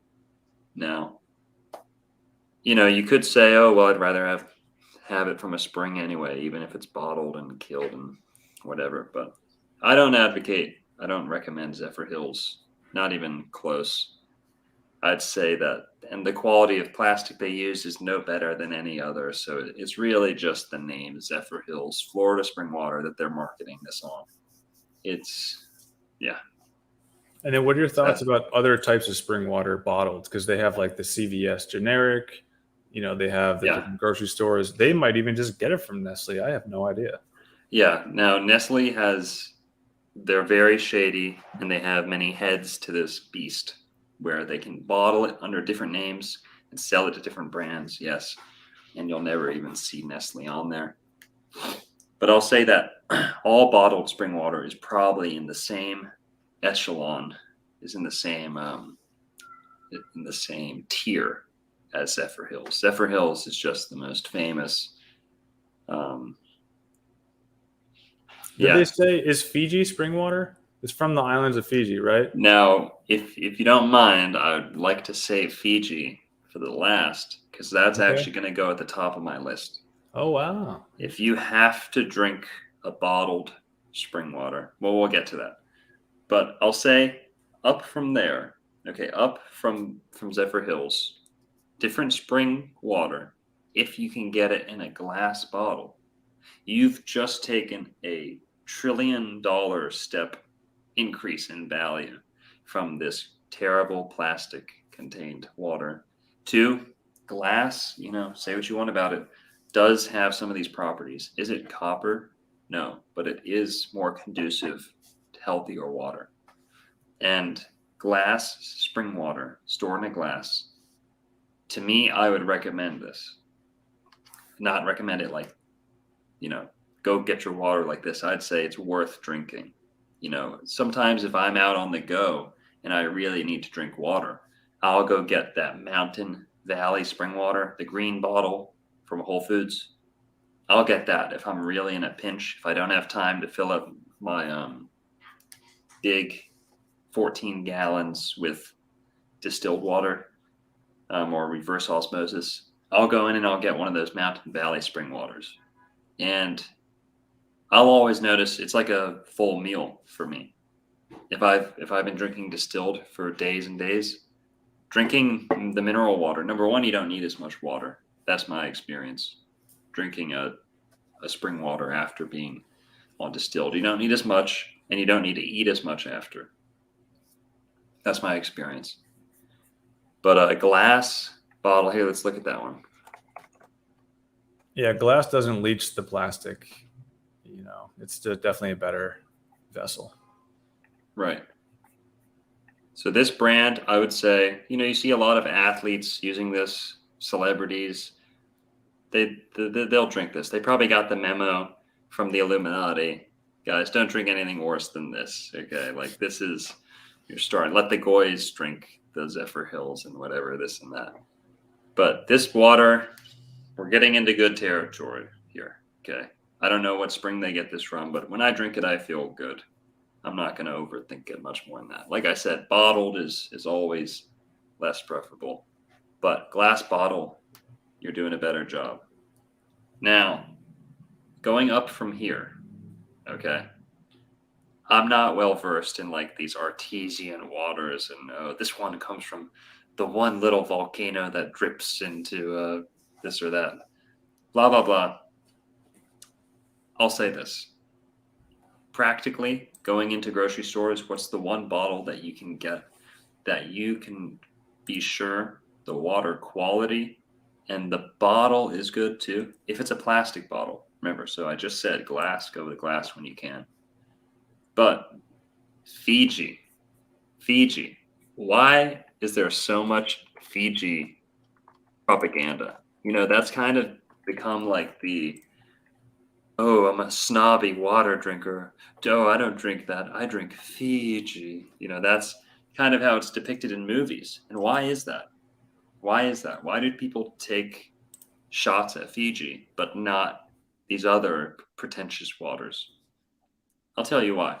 Fiji is committed to going BPA free, meaning they're largely, if not entirely, BPA free. The bottle is BPA free.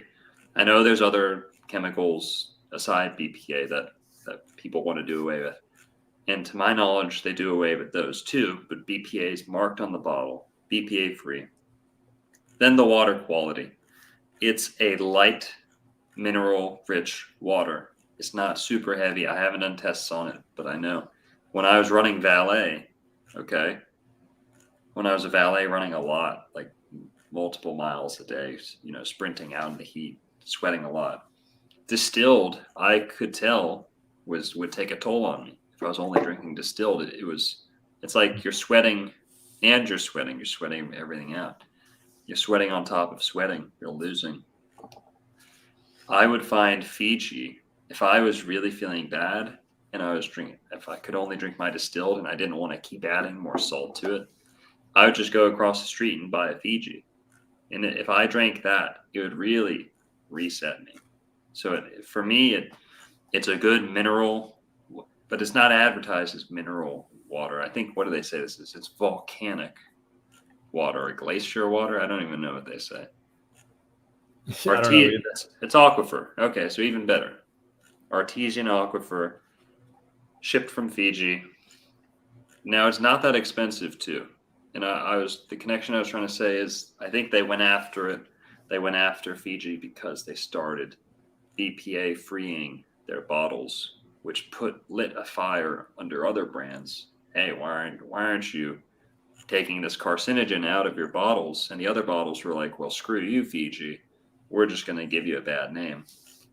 So that's why I like them. Even if they're not the best water, even if you could name a million that are better than them, I'll go out on a whim for Fiji because of the stance they took on BPA in their bottle.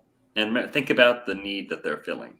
Are they making water for the farmer who has his own access to his water? No, they're making it for travelers, people in airports, people at sporting events. So it's the best you can get in those scenarios. So I'm going to bat for Fiji. That's my hot take. That's the top of my tier list. So tier list is over.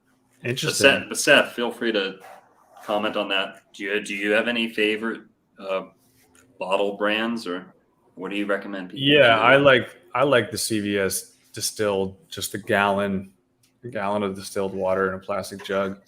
I mean, to me, that's what tastes the best. It doesn't have any flavor, really. It doesn't have any aroma. It doesn't make me feel stuffed up. If a lot of times when I drink Fiji or other spring water, like you said, you feel full. Like you can actually feel those minerals just doing their thing and solidifying the purity of the water a little bit, just kind of adding to the overall burden that your body has to take care of. Mm-hmm. So I prefer straight up distilled if I'm getting a bottle, because I don't fully worry about electrolytes. I'm eating fruit all the time. So I'm pretty sure I'm covered on organic alkaline minerals. My second choice would be the generic spring water, like CVS spring water. To me, that tastes better than Fiji. I have done tests with the TDS meter, and the CVS spring water, again, it could come from Nestle. I do not know. But it has a ppm of around 30 parts per million. Whereas Fiji, I'm trying to find it now. I did tests a year and a half ago, and I remember Fiji being in there, and I think it was like between 90 and 120. So it might have up to 3 or more times the concentration of minerals that a low ppm spring water would have. So for me, I'm not a fan of Fiji. It tastes a little soapy to me. Like it just has this flavor that I'm not too keen on. I'd rather have the pure distilled. So Right. that's where I'm at, and I like the glass bottle spring water. I think that's always a good choice. I feel good on Mountain Valley. I feel Right. good drinking some other brands. It's when What do there's these glass bottle brands that go high mineral content that are often carbonated. And I'm not so sure about those. I don't like the ones that claim, oh, this is super high in minerals. I'm not big on those. Well, here's the thing to touch on is those rich spring waters are a little bit carbonated. You'll feel them bubble or bite your tongue. If you feel Florida spring water, for example, not the radium fountain, it didn't have that as much.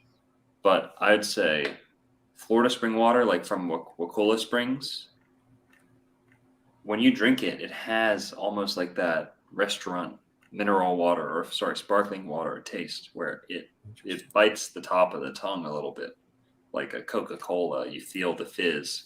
It's very slight, but you do get that with spring water in Florida. You don't ever get that with distilled water. Distilled water has a little bit, in my opinion, a little bit of a metallic, or at least kind of like an I'm pulling this out of my ass, but ionized taste. There's a little bit of almost like a penny. If you've had a penny near your lips or tasted a penny or metallic things, that's kind of how I interpret distilled water. It has this sterility. Like, who's walked into a sterile room in a hospital and has almost like this, to me, and it's alkaline. That's kind of like this alkaline presence or aroma. It's not actually alkaline, but that, like, who has smelled bleach or these strong cleaners? Many of those are alkaline. That's all I was trying to say. But since we're looking at this, Voss, I don't know if I've ever bought a Voss. Okay. I'm not that rich. Okay. Voss is very much like Council of 300 are all drinking Voss, like Voss is, I don't know what it is, but that's like escaped Nazi scientists are responsible for Voss, if I had to guess. It's like high production, everything that went into it. They like planned the bottle, studied the human mind, whatever it is, they're doing something right. But it's very pretentious. It's a statement. Who's seen that bottle? It's so big. Most people can't even like small women have trouble with those big Voss bottles. It's kind of weird. There's no grooves on like the bottle or anything. Yeah.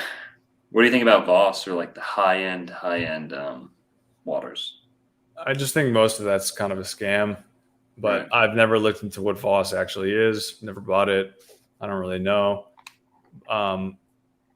A lot of times you got to look at how much something's processed, right? So distilled water, like you were talking about, is very processed. It's almost not natural. Like it does mimic the natural system of the rainfall. But when you're steaming something and condensing it, it is very processed. It lost its life, which is why I really like to talk about restructuring the water and how can we put life back into it? How can we take this inert, neutral water and give it life again? Oh yeah, for sure. Life in the water. Water, I believe in Hebrew is mem. Mem. So Yep. mem is your memory. Okay. It is the membrane that allows things to pass through in and out of the body, the vehicle of nutrition, membranes, memory. Lots of other ones, of course, mama, right? This is the mom. This is this is feminine, earthy qualities. The mem. So that's your memory. Whoever, I don't know any Hebrew, but I think people can dig into that a little deeper. Mem is water's matter. Water is the matter. When God separated the waters from the waters, he wasn't separating the water in the sky from the air and the sky, or sorry, the water and the sky and the water and the earth, the water and the ocean. He was separating the matter from the matter. Water is kind of like a catch-all term for matter. Same thing, meaning levels of density.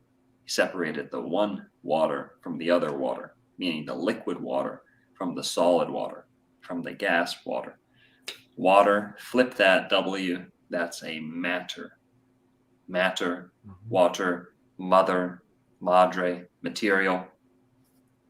There's we all come out of the waters of the birth canal from our mother, you know. Yes. And water alchemically is feminine, you know. The cups, if you're talking about tarot, which also syncretizes Hebrew, and mem would be the hanged man, I think. Yeah, water is feminine. I really like how you're bringing it to the matter, ma, you know. The etymology goes pretty deep. Deep in water, deep. The depths, the depths of our emotions. You know, the cups are the emotions, and that corresponds with the water element of the 4 elements or 5 elements.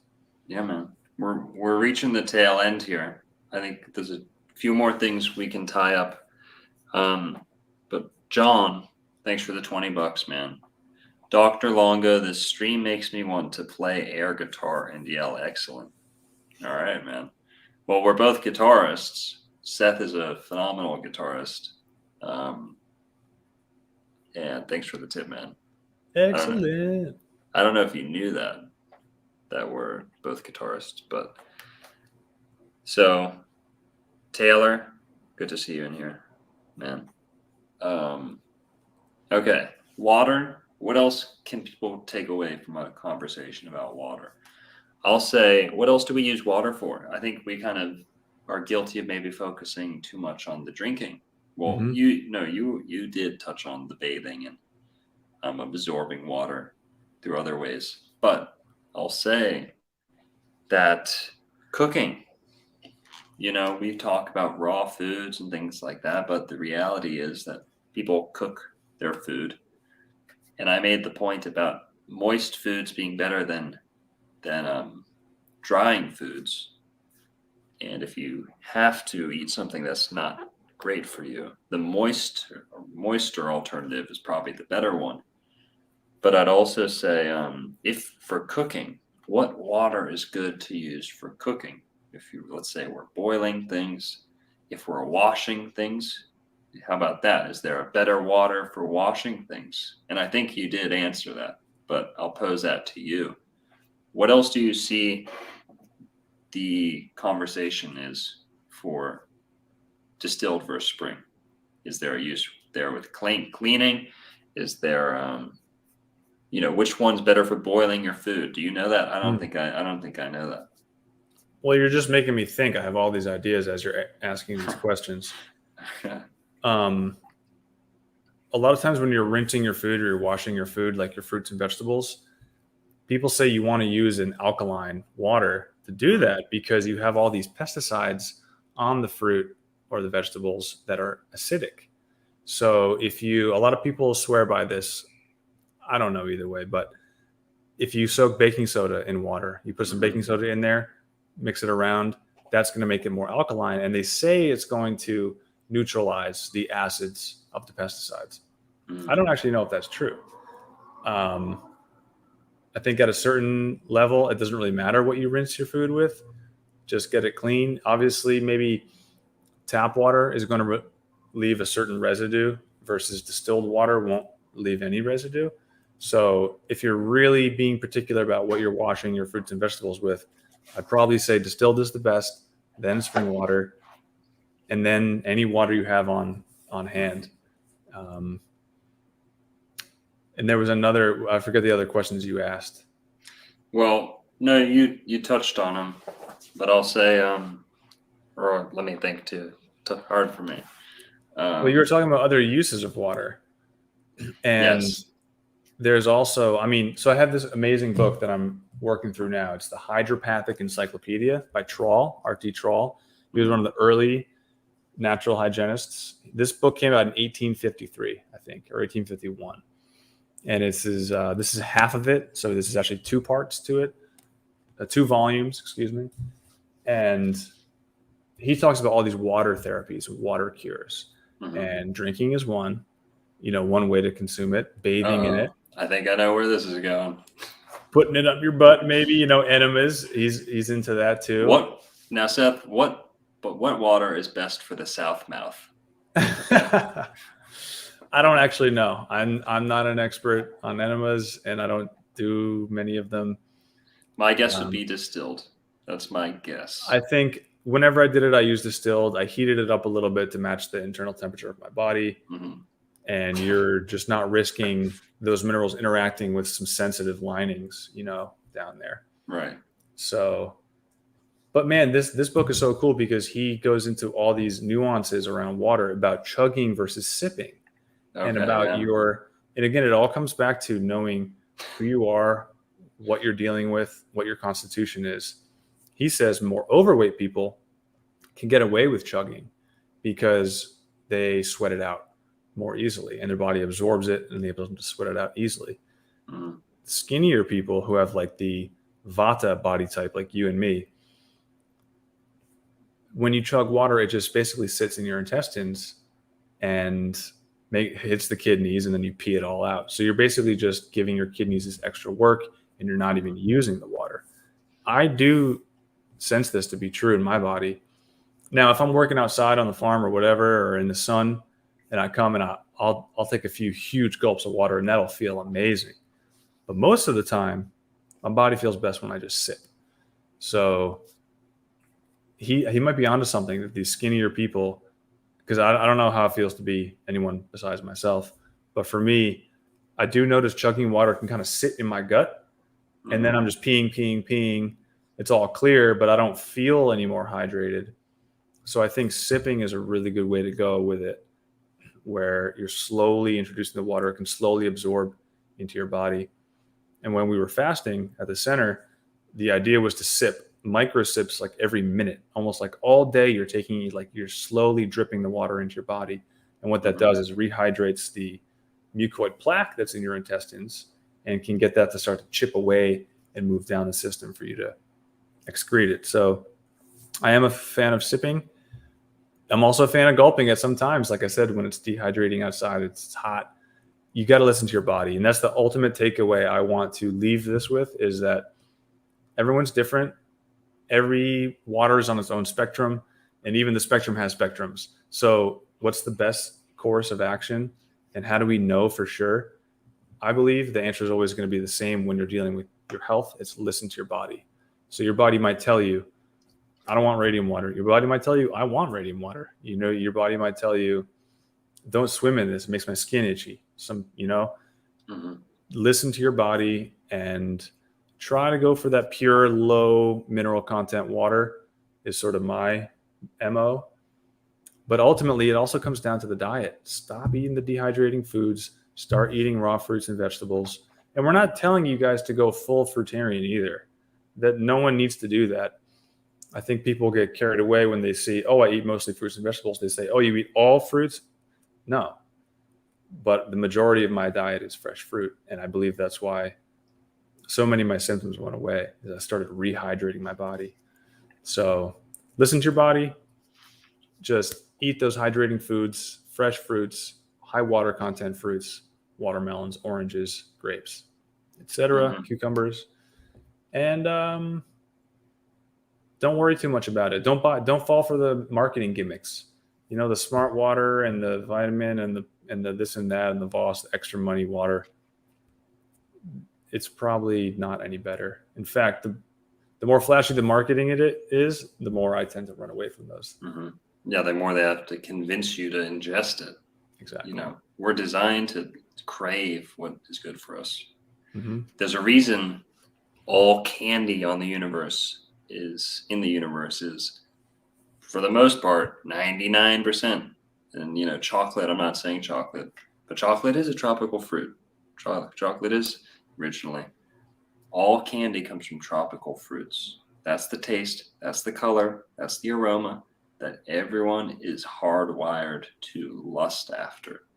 And that's why they get away with it, and the Skittles and this and that. They trick you with the natural tastes and flavorings, not naturally derived, but they replicate the natural this and that. It's all incentives. We are incentivized to eat what is wonderful for us through those tastes, that sour, that tang, that sweetness, that vibrant color. Seeing the rainbow in our food is so rewarding. So what does Skittles do? They say, oh, taste the rainbow. Come over here, little kitties. Come taste the rainbow, Oh, it tastes, that's the mango color. That's the banana color. That's the this and that. And you see how hard they have to manipulate our brain chemistry to convince us to eat these things and drink. I know we're talking about water, but who's done Skittles water? Who was a little crackhead kid like me in like high school, where you put the Skittles in the Sprite or the Skittles in whatever, drink that. Yeah, I've seen the kids do that at the after school program I was working at. Man. Yeah. So yeah, they just hijack nature and give it to you as a proxy, give you this, basically big pharma, the chemical industries, chemical corporations, just give you this proxy of their complete toxic garbage. Mm-hmm. So for sure, man. Always look to nature. Oh, and you're totally right about the tropical fruits. Now that I'm living in South Florida, the more tropical fruits I eat, the more I go, that's butterscotch, that's caramel, that's this, that's sherbet, that's identifying where the desserts got the original flavor from. That's cheesecake, that's lemon cream. They all exist within these organic tropical fruits. You're totally right about that. And Nonimo Sanchez, Anonimo. Is that a real Hispanic name, or is that I'm anonymous? Anonimo Sanchez, $10. Thank you guys. Did you guys touch on Brown's gas and the water involved there? I got here late. I did not, man. I'm sorry. Or we did not. I don't know what that is, to be honest. I don't know what that is either. And then Reagan, thanks for the $10, man. Is that Reagan hanging out with John Saxer all week? That'd be cool if it is. Thanks, Reagan. Appreciate the $10. What about SS and silver containers, colloidal silver?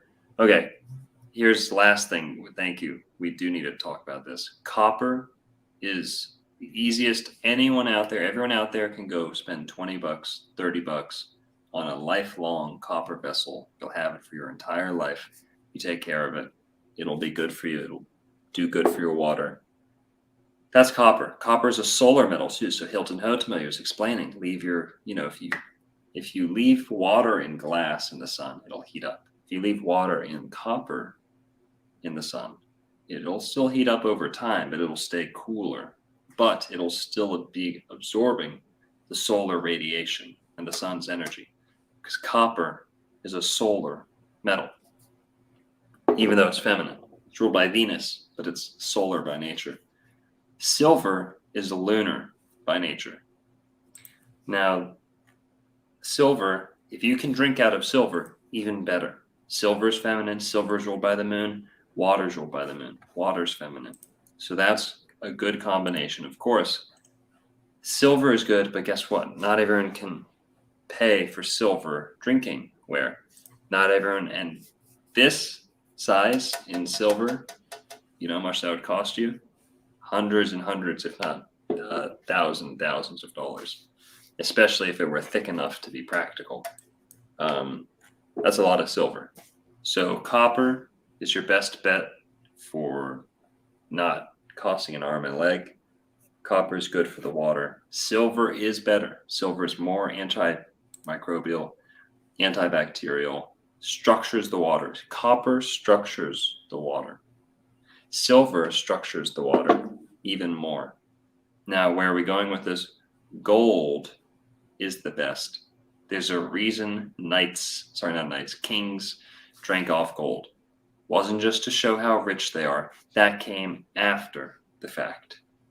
The symbols of wealth became the defining symbols of wealth after they were the signs of health, symptoms or symbols of health. Gold is a symbol of health. Then it became a symbol of wealth.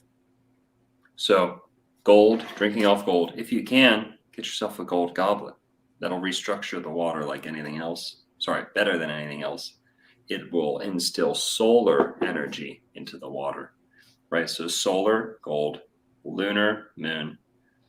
Copper is ruled by Venus, but it's also a solar metal. So copper, silver, gold. That's your tier list for drinking vessels. And then beneath that, you have tin. Tin's good too, but it has to be pure. Has to be pure tin.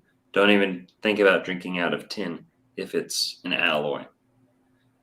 That's very bad. You can get sick very easily.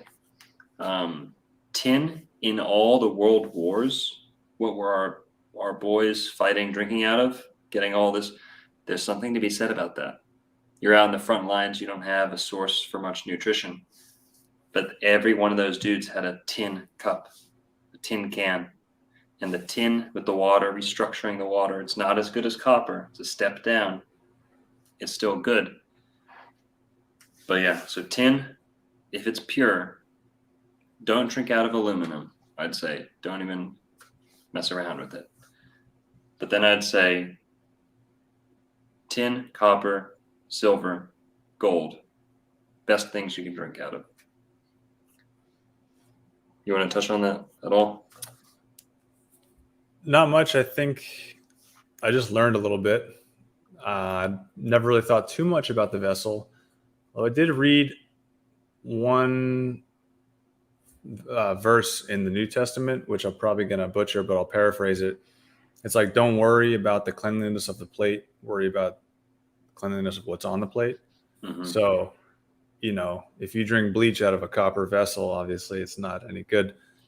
Versus if you drink nice water out of a plastic cup, that might be better. So we shouldn't get too hung up on the vessel is where I'm at with it. But knowing those details, since we're looking at this from a holistic angle, that is amazing to know the different qualities of those different metals and try to get pure metals and maximize our vessels and maximize everything we can about the water we put in our bodies for sure. Mm-hmm. And just to illustrate, copper,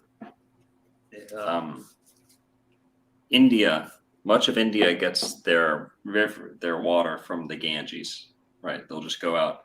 Now they bury their dead in the Ganges. They defecate in that river. It's famous for being like a big poop river. Everyone poops in it. They put their dead right into it. Now, how many Indians do you think get their water from that river? Okay. Millions. Now, guess what? It is common Indian tradition for the woman of the house to have a copper vessel, and they'll take the Ganges water. This disgusting. It's not even clean. It's gray. It looks gray most of the time, and they'll put it in copper. Now, copper restructures the water, and people throw around that word a lot. Restructure. Copper, because the way the cells will arrange themselves, they isolate everything that's not water in the water. So heavy particulates, toxins, poisons will get pushed to the walls of the water. And you can actually go with a napkin, okay? And if you fill this up with some dirty water and you go and you collect the soot that gets pushed up to the side, that is all these toxins that you would be drinking elsewise, because you'll see this. It pushes toxins up to the top and to the sides. So there is a science to the copper, and the silver does an even better job, and the gold. But you're right. It's not something to be vain about, or to say, oh, I can put purified water in my copper vessel because it'll fix everything for me. There's truth to that, but don't use it as a crutch. Don't use it. Do what's best for you, no matter what.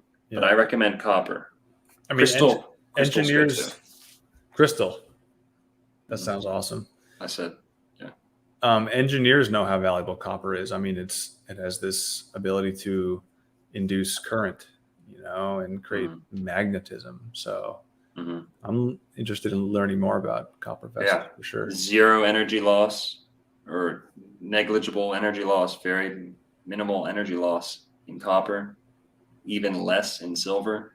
And then in gold, what they won't tell people, gold is a superconductor.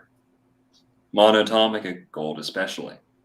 Monatomic gold. Now, to tie all this together, what happens when you put water on monoatomic gold? You get fourth phase water. You get this viscous goo. It goos. So pure gold, powdered. Add water, you get essentially, not to be glued here, it literally turns into like semen and sperm. And that is gold, powdered gold, put into water. You get this gooey jelly substance, and it displays the electric content of this metal. Blah blah blah. So superconductors, we should be a superconductor. Drinking off copper helps. Drinking your clean water helps. Grounding, all these things. You want to be better than the copper. You know what I mean? Get to the point where the copper wants to use you. Not the other way around. So. And don't neglect your alkaline forming foods, fruits, especially greens, lettuce. Really want to highlight, underline, and put some exclamation points after lettuce, tender greens, microgreens, sprouts. There's your source of alkaline water. Absolutely. Logan Bartoon, butt chugging distilled now. Thanks. What about hydrogen water? So hydrogen water, that might need its own episode. That's a whole rabbit hole. And I'll just come out right now and say, be careful with that hydrogen guy. I think the machines, and whenever you have to buy $1,000 machine to get this like X factor, I think you gotta kind of raise an eyebrow and say, hang on a sec. But hydrogen is true. Hydrogen is like the miracle molecule. It's the one. It's this, it's number one. It's the lightest thing there is. It's the enlightening. It's the mineral of enlightenment. But that's about all I can say on it right now. Hydrogen, I don't know much. Go check out that. Santos does some stuff with that hydrogen guy, Santos Panacci. The hydrogen guy, I think that's what he calls himself, just the hydrogen guy, or whatever. Hydrogen water, I've never taken it, so that's all I'll say. I can't really speak on it. How about this? Before we go, hydrogen peroxide. I'm a fan. I love it. Okay. People say, oh, it's a chemical. It's a chemical. It's not that simple, guys. Okay. Now, we're talking about washing water, washing things, produce. Hydrogen peroxide. You take a tub of water or a sink full of water. You close up your sink. Hydrogen peroxide will neutralize all the, bad things living in the water.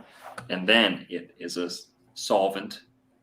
And it's an agent where it bubbles, and it allows for it's like a decaking agent or whatever. It allows for things to break apart, not just in a solution manner underwater, but also blah blah blah. Hydrogen peroxide. I use it on wounds. I love hydrogen peroxide. I think it's good. Food grade hydrogen peroxide is the stuff to get in a blue bottle. The nicer brands make it in a blue bottle instead of the brown. But yeah, hydrogen peroxides, I think that's good. That's another, it's water's closest cousin, closest brother, hydrogen peroxide. It's just one extra molecule, if I'm not mistaken. Good for your teeth. Urine. Are you in or are you out? Okay. You're in? Okay. Then we're gonna talk about this real quick. Some people are pro urine therapy. Some people, everyone has their own opinion on it. Hydrogen peroxide is present in the urine. So that's one thing to be said. That, yeah. So, any closing thoughts? You want to touch on any of that, or you want to wrap it up here? There's so much good stuff. Yeah, we can wrap it up here. I said everything I wanted to say as far as stop eating dehydrating food, get those hydrating foods in you. The drinking water will be secondary. Also, the question, is man a water drinking animal? Mm-hmm. There's that whole thing to be explored. I don't know how much we touched on it. I guess the last thing I'll leave us with is, because I'm seeing people in the chat ask about structured water, where you might have missed the part where we spoke on that in the beginning. There's many ways to restructure water, which is why I like to start with distilled and either put it in the sun, put it in a shaped vessel, put it in a certain material vessel. These all inform the nature and the structure of the water. Structuring with your emotion, right? Giving it a positive affirmation, some love. We've seen through Emoto's experiments that actually does structure water. Mm-hmm. Vortexing it, adding fruit juice or sliced fruits, and other things. So yes, restructuring your water is great, and those are some ways to do it. So yeah, I'm a little fried. It's getting late. Thank you so much for having me on, man. and thanks for everybody listening, chatting it up. You guys have been a great audience. And everyone, go check out Seth at his Instagram, YouTube channel, magazine, you name it. I'll pull it up. Which one do you want me to promote most? Oh, I mean, you can go to my YouTube, Okay. Seth Balin. That's where I have the Radical Health podcast, the first 10 episodes. Some great transcriptions too. Yeah, and some music nerd stuff and some random videos. But that's where you'll find some of the Radical Health. And, hit me up on Radical Health Zine on Instagram or Certified Orgasmic. And we keep it certified orgasmic around here, Seth. Okay. That's right. I mean, what is all organisms seek the orgasm? Who said that? The Oregon guy? Oregon? Whatever. But Machine, thank you for that. $5. I missed that at the very beginning. Brushing your teeth. One last thing. Brushing your teeth. I'll be honest. Okay. When I'm healthy, when I'm eating good, number one, if you're eating very healthy and you're eating fruits, you're not going to get a bunch of shit on your teeth. It's just not going to happen. That literally only comes from grain-based foods, rices, crack dehydrated foods, and meat. Okay? That's the only place you're getting shit clumped up on your teeth. So now if you're I'll say this. If you're brushing, whatever, this isn't the brushing teeth podcast. I appreciate the tip, but here, let me pull this up. I'm going off my memory. What do you guys brush your teeth with? Okay. I'll be honest, I don't really care. I'll just I use very little water when I brush my teeth anyway. For example, I'm in a van most of the time, so I'll quite literally be using the same water I'm drinking out of my bottle, and I'm mindful of how much I'm using. But if I'm like right now, I'm staying in a house, I'll just put don't tell anyone, man. I'll just put the brush under the fucking faucet, bro. Don't tell Jesus, okay? But yeah. Yep. I'd say prioritize, get a clean water. If you care, brush with a distilled water, brush with something. I've heard some people say distilled in your mouth can strip nutrients out of your teeth. I think that's kind of far. I don't know what the truth is behind that. But all right. You're right about, real quick, if you clean up your diet, your teeth just become better, usually. Yes. All the crap that builds up is from unnatural foods. And yes, when you're living in nature, you probably don't have to brush your teeth that much. And I mean living in nature, not overeating and eating just raw plant foods. The cleanest, strongest, densest, and whitest my teeth have ever been was at the end of a 3-week water fast where I didn't eat anything for 3 weeks. And I didn't really brush my teeth either. Some mornings I'd brush my tongue just to get some of the crap out. But for the most part, my teeth were so naturally clean because my body was able to just detox purely for 3 weeks without introducing any food and slowing it down in that way. But I said, damn, my gums felt so healthy. So there's that whole angle. And right now, yeah, I'll just brush my teeth with a little ROwater. And I have some, organic toothpaste, but most toothpaste is toxic. I just look for the least toxic stuff. And yeah, so I think we'll do a whole nother, we'll do oral hygiene. We'll focus on that in another one for sure. Be cool. But I'll say, to sum it all up with what Seth said, okay, the number one dental hygienist or dentist, I don't know, in the world, okay, was in front of a conference or a bunch of people, rich people paying for him to come up and talk, okay? You know what he said? I don't know this guy's name, so I'd probably sound like an idiot. But go look it up, okay?